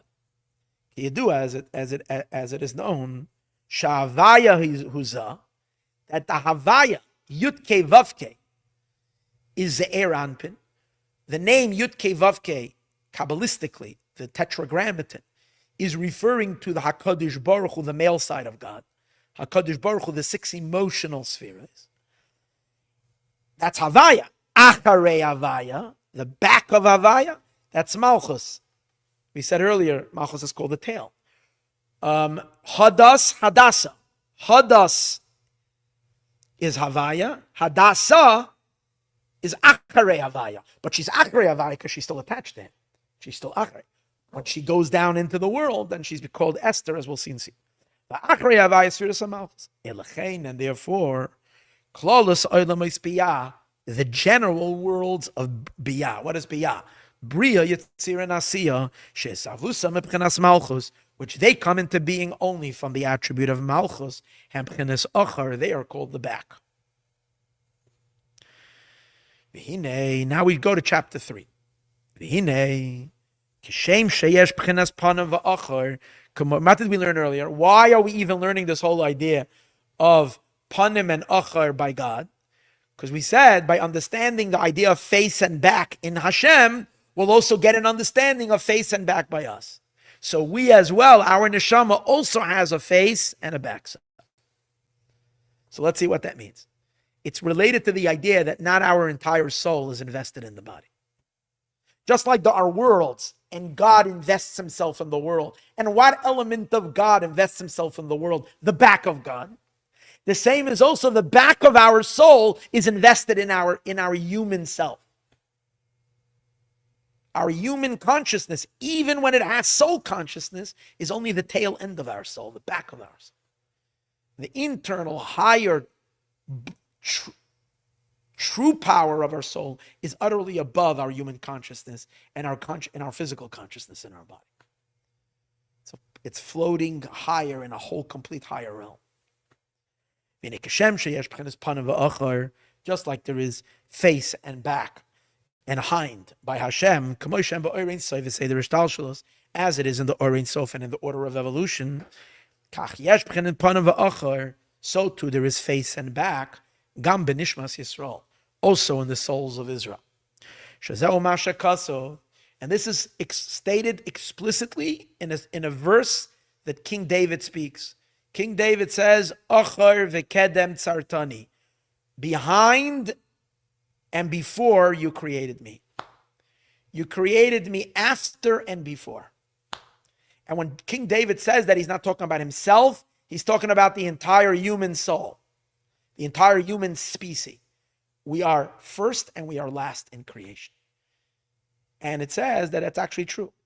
The human body was created the last. God created the human being after he created everything. Even, it says, when someone is being arrogant, we say to him, even a mosquito came before you. And even who do you think you are? Is so arrogant to sin? What do you think you are? Even a mosquito was created first, meaning has a superiority to the human. You know why? A mosquito can't sin. A human could sin. A human can disconnect from God even more than a mosquito. A mosquito is doing exactly what mosquitoes are supposed to do. Even though it's very, very ungodly what they're doing, and very annoying, and very, very whatever. But they're still doing what God created them to do. But a human is the only one who can step out and go farther away. That's why the human is the lowest creature, in a sense. The lowest. The lowest of the low. That's the human body, but the human soul, especially the souls of Israel, preceded creation, are higher and above. Even they're not even part of creation, or above and beyond creation. And that's what it means before everything you created. So that's the general idea. We're last and we're first. But now he's going to explain, even in the soul itself, there is the last element of the soul. The soul, in as much as it vests itself in the body, that's because even think about it. The blowing of God, of when God blew Adam's soul in the body, that also happened last. The investment of the neshama of Adam being blown into a body, that happened after the mosquito was created. That happened Friday afternoon. The last thing that was created was Hashem blew the soul into the body. That means that even the soul, the part of the soul that's in clothing in the body, is also considered the back. Last. And what's first? That element of the soul that's not blown into the body. Where is it? It's still in God's breath. It's still in the Ein Sof. For Inyan, and the idea is bezaz as follows. As it's stated in the portal of holiness from Reb Chaim Vital. That's from the Arizal, in which he says, Benegeya lebchinas ak, regarding the level of Adam Kadma. So he's gonna really drop a bunch of really, really intense Kabbalistic ideas over here. So let's see how we'll make our way through this. So first of all, there's this level called primordial man. Primordial man is the way, way, way above the world of Atzilus that we spoke earlier. Primordial man is the first feature of infinite light as it is structuring itself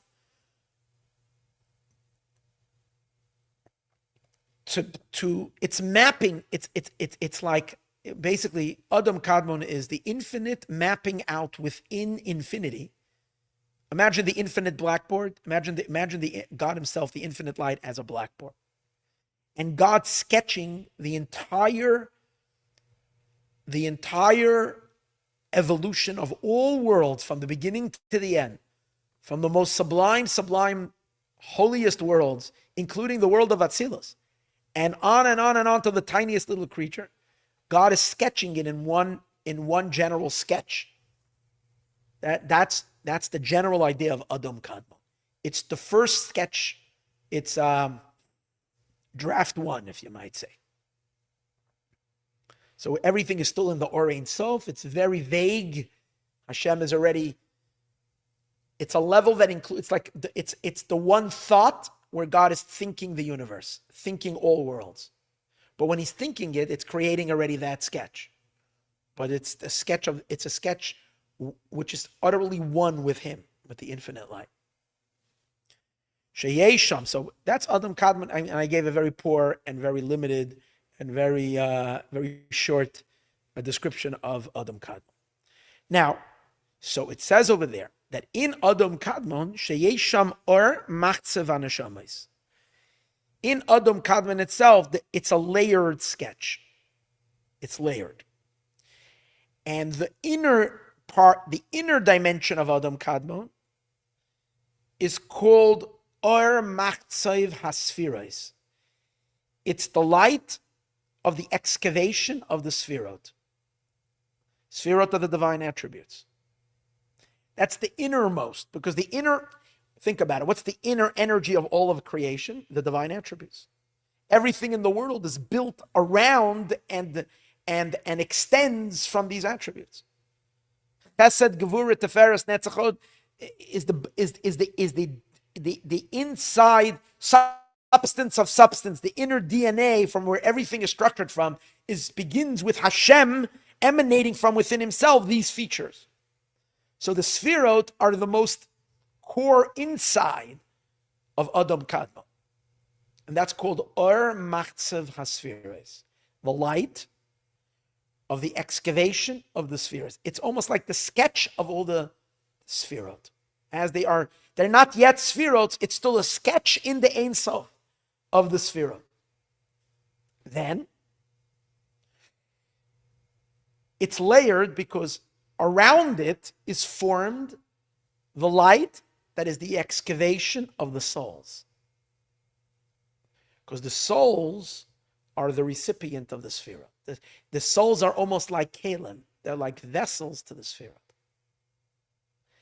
And then the next layer is probably, I'm guessing, Or Machzev HaOlamos, the light, the excavation of the actual worlds. So there's worlds, there is souls, and there's Sfirot. I'm making that assumption on my own, but I didn't see that, so I'm just saying that maybe. But that's the idea that I think is being conveyed over here. There is pnimius, like we say in many places, there's toich, emtza, and chitzon. There's 3 levels. Chitzonius, external, middle, and internal, and what's inside. So it says like this: sham or machzav haneshamos. There is the light of the excavation of the souls, shehu levush, which is a garment, la'or machzav hasfiros, to the light of the excavation of the spheros. V'hu inyan levushim the Adam Kadmon, Gewalt. Adam Kadmon is called primordial man. If he's a man, he needs clothing, because a human wears clothing. What are the clothing for Adam Kadmon? The clothing for Adam Kadmon are the souls, the light of the Machzav HaNeshamas, the light from where souls are excavated. That's the levush, that's the garment for Adam Kadmon. So what's the body of Adam Kadmon? The body of Adam Kadmon is the Sfirot, the Machzav HaSfiros, that's the body itself. And the Neshamot, the souls, are called a levush, a garment. Now this idea that the souls are considered in their origins of origins, are considered garments for the infinite light, well, that concept, because what we're saying now is like this: the excavation of the Sfirot, and then are clothed with the light of the excavation of the souls. And we say that's the levushim, that's the garment. So to support that, we also find that in the Zohar. That's a statement, what we just said earlier is a statement from the Arizal in Eitz Chaim. Now we're going to parallel that, or we're going to match that with a statement of the Zohar. The Zohar, it says that Elijah the prophet, Eliyahu Hanavi, taught us that levushas tkinas loin, that Hashem made garments to the Sfirot. Now in Pasach Eliyahu, he's not talking about Adam Kadmon. In Pasach Eliyahu, in the passage of Zohar, he's speaking on a much lower level. He's speaking in Atzilus. In Atzilus, which is far more already a world. In the world of Atzilus, there are Sfirot. And those Sfirot have garments. And the garments of the Sfiras, it says over there, Menayu Parchen Ishmasin. From the garments of the Sfiras is from where it parchen, it flies, Nishmasin, from where it flies out, like a bird flying out, from where it flies out, Nishmasin, souls, to B'nai Nasha, to people. So the origins of the souls of people come from the garment of the Sfirot.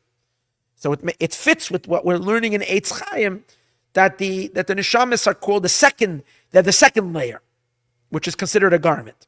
The root of the soul, the Adam Kadmon, is from the garments of Adam Kadmon. Which is the light of the excavation of the souls. Which is only a garment, to a deeper light, which is the light of the excavation of Sfirot. So it would be layered like an onion, like right? There's the inside and a more outside. Comes out according to that the souls einam elo levush lahasfiros. The souls are only a levush. They're only a garment to the attributes. Bedugmas levush, just like a levush, just like a garment. Shu inyan chatzayni, which is external, b'chenas acharayim, just like the body, which is considered external, which is considered the backside. Sorry.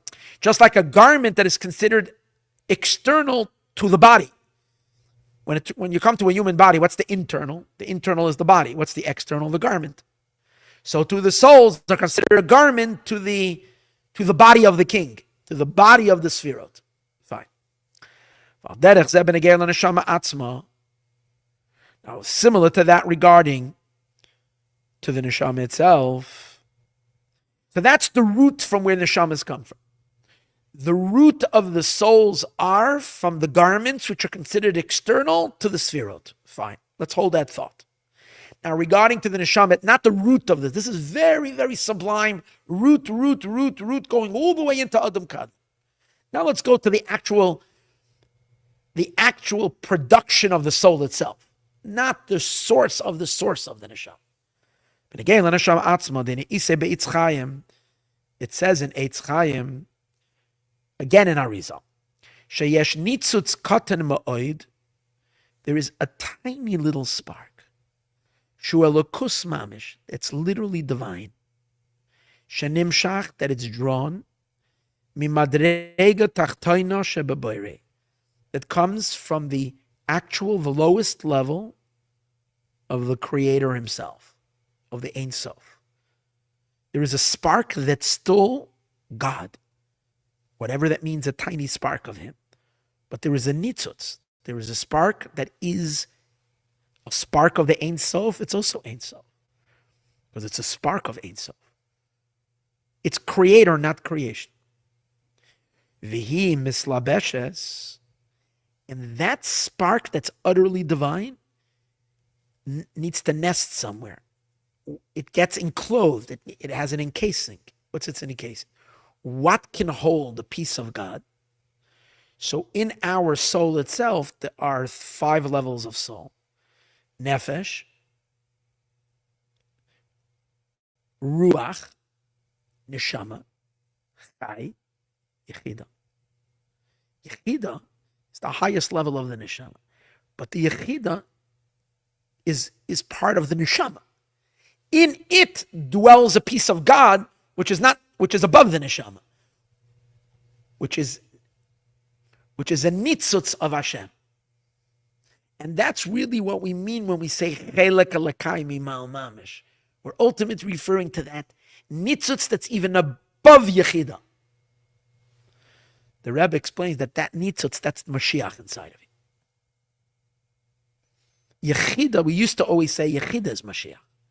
The Rebbe corrected that in the last year of the Rebbe speaking to us, and he said that when we say Yechida is Mashiach, the Mashiach of the soul, Mashiach is the level of Yechida, we don't mean the casing of Yechida, we mean the essence of the spark itself that is God, not. So when you reveal Mashiach inside of you, you're identifying with God inside of you, not the creation element of yourself. And that's the real meaning of living Mashiach, is living as Hashem, not living as us. Living literally as an expression of God. Right? But in any case, over here, for in this discourse, we're mainly going to see that spark not so much as us, but as something inside of us. Just like the Alter Rebbe says in Tanya, that for most people, even our neshama is not us. Our consciousness is our animal soul. Besides tzaddikim, who to them, they are their godly soul. But we are our animal soul. And neshama shenasata bi, the neshama you've placed in me. But what's our general consciousness? Our general consciousness is our animal, as our human side, our animal side, not even our soul. Here we're saying, so that's even neshama in general. In neshama itself, there's so many levels. So definitely, our besides the biggest tzaddikim like Moshe Rabbeinu and Mashiach, that nitzutz is a nitzutz in their neshama, but it's not their neshama. There's a nitzutz of who mislabeshes, and that vihi mislabeshes, and that spark of God encloses itself b'koyach nitzutz echad nivra, in the power of the spark of a creation hanikra yechida, and that's why she's called yechida, because she's feminine of yachid. Yachid is that spark. Yachid means the singular one, that's God. In the masculine, it's referring to God. Yechida means she's the recipient of that. It's shining inside of her. Yechida Einar comes out. But the Rebbe is pointing out that even the Yechida, which is the highest level of soul, it's only a garment. Einar ela lavush. It's a garment to that spark. Achar, and if it's a garment is always called back compared to front. Pnimius is that spark, the spark that's purely divine. This is amazing teaching. Even the Yechida is called Achar, back. And that matches, doesn't that match? Think about it. it matches what we said earlier about the source of the soul. In Adam Kadmon, that the souls are coming from the levush, or machzef haneshamas, is the garment for the or machzef haSfiros. The Sfiros are still him, mamish him, Ein Sof itself. The or machzef haneshamas, the light of the excavation of soul, is the wraparound, is the garment to receive that. Right? And that's also why it says in the Medrash, Chamisha Shemois Nikra La. The Medrash says that the soul has 5 names. The soul is called with 5 names: Nefesh, Ruach, Neshama, Chai, Yechida. These are 5 names to the soul. So what does that teach you? Since we say that the soul has 5 names, so you're talking about 2 things. You're talking about the soul and the name of the soul. The name of the soul, that's the external, that's the garment. The soul itself, that's that spark. That's the essence of the soul. By the very notion that we include the Yechida as being part of the name, a name is always expression. Expression is not the essence. Implying that there's a deeper essence. Even the Yechida, is part of the names of the neshama. But the essence of the soul, is above Yechida. And this is the little spark from the lower level of the Creator, which is Panim, that's the face. Its garment, the highest level of soul that's called Yechida, is only a garment to the essence of the soul, the nucleus of the soul, that's not even a creation. That's a spark of God. So then what are we going to have to say? That spark of God that we're identifying, if in its source, is not from the levush in Adam Kadmon, it's from the Sfiros of Adam Kadmon itself.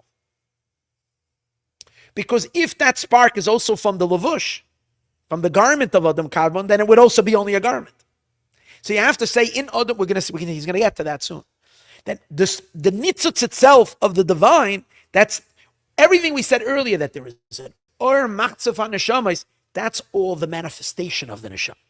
The nefesh, ruach, neshama, chai, yechida, the structure of the soul.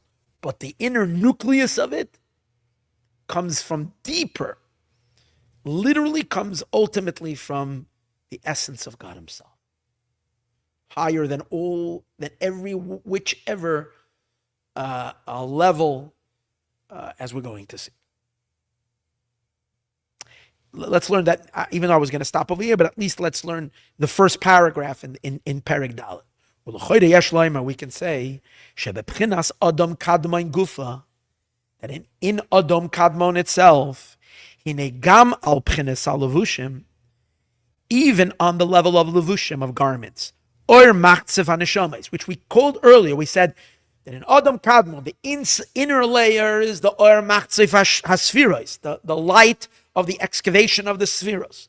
Around that, which is considered a garment, is or machzef haneshamas, the light of the excavation of souls, where the neshama comes from. So he says, in Adam Kadmon, even on the levushim, which is or machzef haneshamas, shu levush, which is only a garment, or machzef haSfiros, to the light of the excavation of the Sfiros, shayach loima madrege tachtoina shebeboire.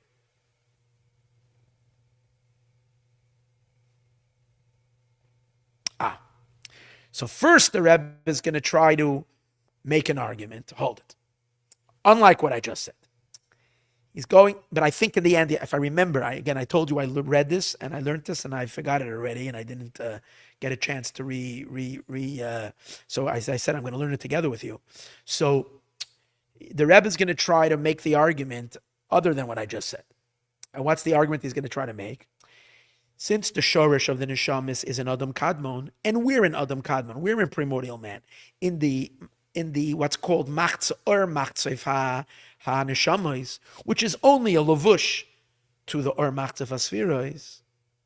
So it would seem like we would have to say that the spark that's not a lavush. Remember, we're saying in the neshama there's a spark that's literally a piece of God. We would have to say that that comes from a higher place than the lavush in Adam Kadmon, in the garment of Adam Kadmon. But the Rebbe says no. We can say, it would seem like we would be able to say that what? That the or machzoiv haneshamis, which we called it a lavush, we can call that level really a nitzutz of boire. That's still called creator. That's because this that we're calling it garment is not, God forbid, because it's separated. In Adam Kadmon, everything is him. There's no such thing as separation from him. It's all him. It's all not only him. It's all still one with the infinite light. Of course it's infinite. And of course we're calling it lavush in comparison to the spheroids themselves, the oir and the keli of the spheroids that are much more internal, that are much deeper in it. And this is because even when we said earlier, when Reb Chaim Vital, when the Arizal says that the neshama is a nitzutz of God, the innermost of is nitzutz boire, a nitzutz of the Creator. He doesn't just say nitzutz boire. He says from the lowest level of boire, a nitzutz from the lowest level of the boire that can become the spark of the godliness of the soul. So therefore, he's saying that the levushim of Adam Kadmon, the garments of Adam Kadmon, suffice to say that they are also called boire, creator. They're not yet creation, because they're not separated from it. And therefore, even when we trace the soul to Adam Kadmon, and we find the souls in the Ur Machzayf HaNeshamas, in the light, in the secondary layer, in the light that's considered the excavation of souls that wraps itself around the Ur Machzayf HaSviros, if the spark comes from that garment, which it does, it's okay to call it a spark of God. In other words, we don't have to place it deeper than that, although he will do that later. But for now, he wants to suggest that maybe, based on Kabbalah, we can kind of accept that. Let's see. The nitzutz katan, the little spark, that's from the lowest level of the creation. It's not coming from the or the light of the excavation of the sphirot of the emanations. It's coming from the light, the secondary light, which is the light of the excavation of souls, which is considered the garments of Adam Kad. But if it's a garment, then it's then how's it him? Because this that we call them garments, it's only in comparison to the lights and the vessels of Adam Kadmon, which is considered like the soul and the body of Adam Kadmon. But in comparison to the real souls, when we say real souls, we mean the fully developed souls that fly out, which means that go out eventually and become souls to us. The part of the neshama that's not porchen, that doesn't fly out, but is in Adam Kadmon, that's called nitzutz of God. In other words, when we say nefesh, ruach, neshama, chai, yechida, that's minayu nishmasin the porchen. That's the neshamas that fly out from it. Flying out means becoming separated. They are considered to a certain degree something separated or like a creation. The nitzutz in Adam Kadmon, even if it's from the levush, even if it's from the garment, is suffice it to say that that's called a piece of God. We can say about them the lowest level of the Creator. Share. And the proof to that is, Because even in a much lower level than Adam Kadmon, even in the world of Atzilus, the garments of Atzilus are also divine. Creation does not start until the world of Bria. Bria is where creation starts. Atzilus, which is the world of emanation, it's divine. Even the garments of Atzilus are divine. So Adam Kadmon, which is way, unmeasurably higher than Atzilus, for sure the garments of Adam Kadmon are considered divine.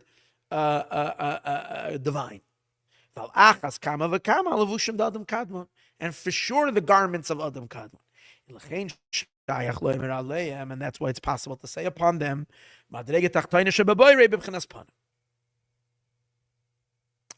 however, in the next piece, the Rebbe is going to, because the Rebbe is here to reveal what the soul really is, so he's going to dismiss this explanation. However, so I was going to stop by this part, but it's enticing me to go one more piece. However, even though we've now said that even the garments of Adam Kadmon are also divine, which is self-understood that if the garments of Atzilus, of the world of emanation, are divine, so the garments of Adam Kadmon for sure are divine. They're still called garments. And I saw from my student over here that she wasn't accepting at all when I was going to leave it at this, that the spark of the soul comes from the garment of the Adam Kadmon. I saw that was a no way. It was okay, but it wasn't accepted. It's explained elsewhere, Barucha,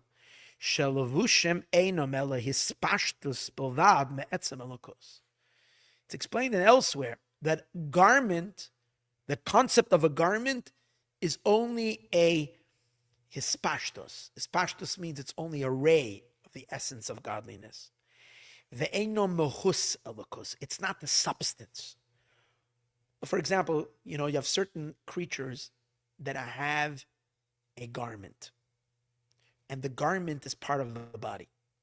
A snail has a garment, and the Zohar says that a snail, he comes to a snail, the lavushem and obey. It's one. Or a turtle has like a hard shell. It's its garment. And it doesn't need to go get itself a protection. It itself is its garment. But yet, we could understand that the outer layer of the shell is still called a shell because it's not the same like the substance of the animal itself. It's an espashtus. It's an extension of it, but not it. And that's what you could differentiate. I don't know to what degree a snail can leave its shell. And maybe I haven't done any research on snails. If they, and I'm sure it makes sense that they drop like snakes, shed their skin. When I was going back to my trip to Alaska, we went to visit this place where there was reindeer. They were talking and they were telling us that it warmed up for a week, so the reindeer thought already it's coming summer, and they started shedding their heavy coats. He said now they're cold because they shed. It refroze again, so they were kind of a little cold. It's a little too early, It's like when we run outside in spring and it's not really spring yet. You leave because one day is warm and it fools you, and then it gets freezing cold. The next day you're stuck without a coat. The reindeer began shedding before its time. So in this case, the very fact that the snail, I guess, could shed is a sign that it's not the substance. So the same applies to the divine, that when God emanates of himself garments, which are really part of him, but they're still not the substance. That's why they're called garments, because they're lacking the substance. And therefore, and because they're not the substance of the divine, it's not fitting upon those levushim to really call them madrege tachtoina shebepoirei, the lowest level of the Creator. The Rebbe says, no, come on, can't sell that to us. Sorry, Arizal, I know you've said that, but we're not accepting it. We can't call that really. We have to say that the spark of God, that's a spark of the spark in the neshama, that is considered the lower element of the divine. Even though we're saying it's the lower element, it can't be just a garment. Can't just be God's garment. It has to be deeper than that. We have to say, the face of the neshama, the pnimis of the neshama, the face, the hadasah of the neshama, the higher part of the soul, which is the spark, the small spark, from the lower level of the Creator,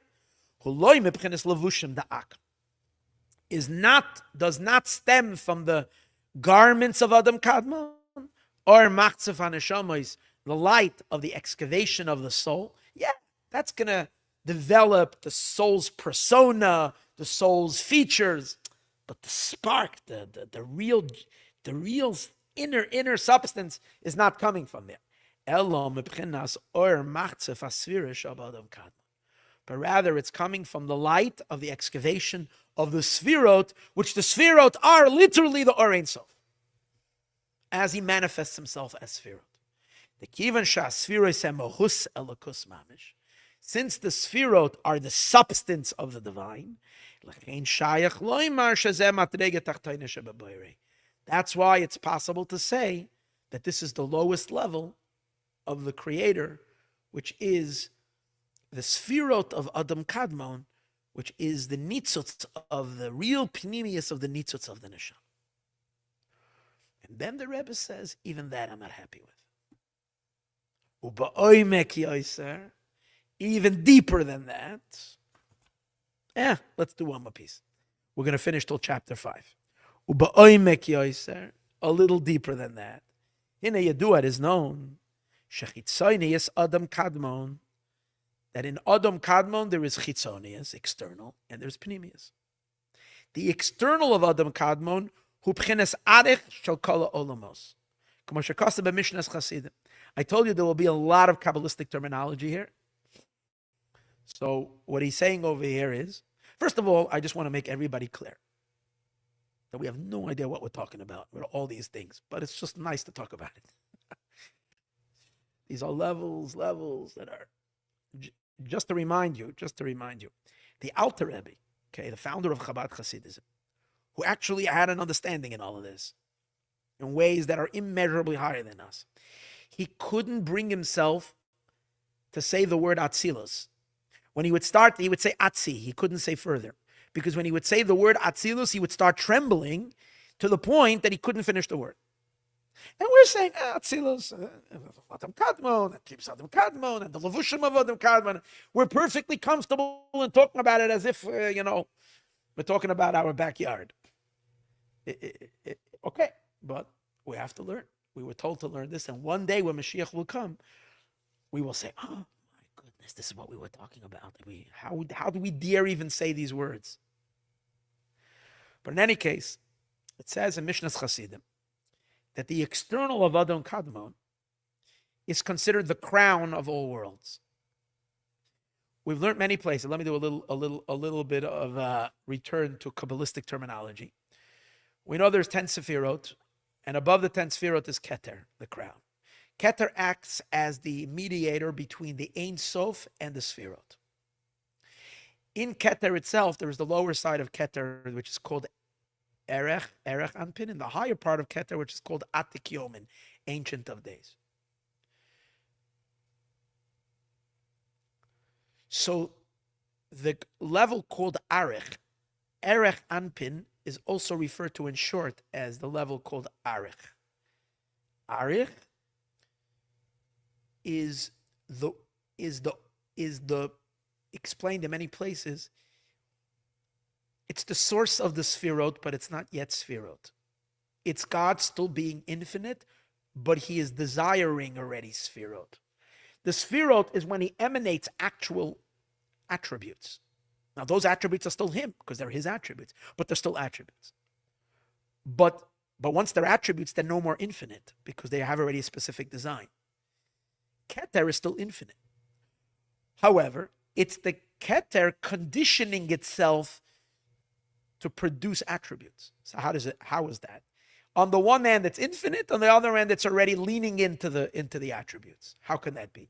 Because it's a desire that God wants the attributes. It's the will for the attributes, but will is still above the actual feature. Okay, that's the concept of the lower part of Keter. The higher part of Keter is the infinite light prior to it having any relationship to the Sefirot coming from it. And therefore the infinite light as it's receiving purely from the Ein Sof. Okay. That's a general concept about Keter. Now, just like everything in Kabbalah, these ideas exist on many levels. So there is a Keter for Atzilus, for the world of Atzilus, and then there are much greater levels of Keter on much higher levels. It's like galaxies upon galaxies, higher and higher. Adam Kadmon, as we spoke earlier, is the primordial sketch of everything. So the external part, so Adam Kadmon itself is like a Keter for all of worlds. And just like in Keter, there is an external and an internal. The external is called the Erech, and the internal is called the Atik. So to the external of Adam Kadmon is called the Erech, the Arich of all worlds. It's like the will of all worlds. But the internal of Adam Kadmon is above any relationship to all the worlds at all. Okay, so now the Rebbe is going to take that idea and say, Ubenegeya, and therefore, Benegeya la nitzutz katan. Regarding to this little spark, the Rebbe is chasing this little spark higher and higher. And as high as he puts it, you know what he does? He keeps on, he puts the spark over here, and then as high as he puts it, he says, nah. He traces the spark higher. It's like the runaway spark. And regarding this small spark, which is from the lower level of the Creator, it's explained in Eitz Chaim, that this little spark is like Atik. Atik is the higher part of Keter. If so, what do we have to say? That it can't be from the Sefirot of Adam Kadmon, because the Sefirot of Adam Kadmon are part of the Arich. And in Eitz Chaim it says that the spark of the Creator is like Atik. Atik is the pnimius of Keser. That means that we have to trace the spark. See, the Rebbe started saying that it's okay if the spark is part of the garments. Then which is the Or Machzef HaNeshama, which is the garment. Then he says, no, it's the part of the body itself, the Sefirot and the vest, right? The Or and the Keli, but the Spheris itself, that's the substance of God. But then he says, but even that is already the Arich to the worlds. It has a relationship to the worlds. And since Neshamis it says about the Nitzutz of the Neshama that it's Atik, so we have to say it's even higher than the Spheris of Adam Kadmon. We have to say. That this small little spark, that it doesn't come from the external of Adam Kadmon, it comes from the innermost of Adam Kadmon of primordial man. And what does that mean? What did we say? The Yechida is the name, is the highest name of the neshama. That's the soul, the highest, deepest part of the soul, but not the essence. That's the highest name of the soul. That's the highest recipient. That's the highest layer of the soul. That's still a encasement. It's an encasing to this piece of divinity. So we'll say therefore like this: the Yechida comes from the external part of the Adam Kadmon, but the Yachid that's in the Yechida, the spark that's inside, but the spark of God that's above the Yechida, is from the internal of Adam Kadmon. And this is what it says in Eitz Chaim of the Arizal, sheyesh kedugmas atik lamayla megalgulta da'ak. In Eitz Chaim it says that there is something like a level of called Atik Yomen that's higher than the skull of Adam Kadmon. Adam Kadmon has an image of a man. Obviously, it's man on the highest level. It's primordial man on the highest level. But above all the sphirot of Adam Kadmon, and even the Keter of Adam Kadmon, higher than that is called an Atik, the Pnimius of Keser. Ooh, the Rebbe says, that from the Atik Yomin that's above Adam Kadmon, that's where the Nitzutz Boire that's in the neshama is. And that's considered the tail end of the Orein Sof that's before the Tzimtzum. The Adam Kadmon is all after the Tzimtzum. So what's the Orein Sof, the infinite light protruding after the Tzimtzum from before the Tzimtzum? That's the Atik Yomen of Adam Kadmon. And that's what we mean, the lowest level of the Creator. The lowest level of the Creator, we mean of the Orein Sof that's before the Tzimtzum, the original infinite light that flashes on top of Adam Kadmon. And that's the spark of the Neshama coming from there.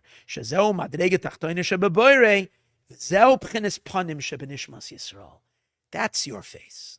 That's your face. That's my face. It's all of our face.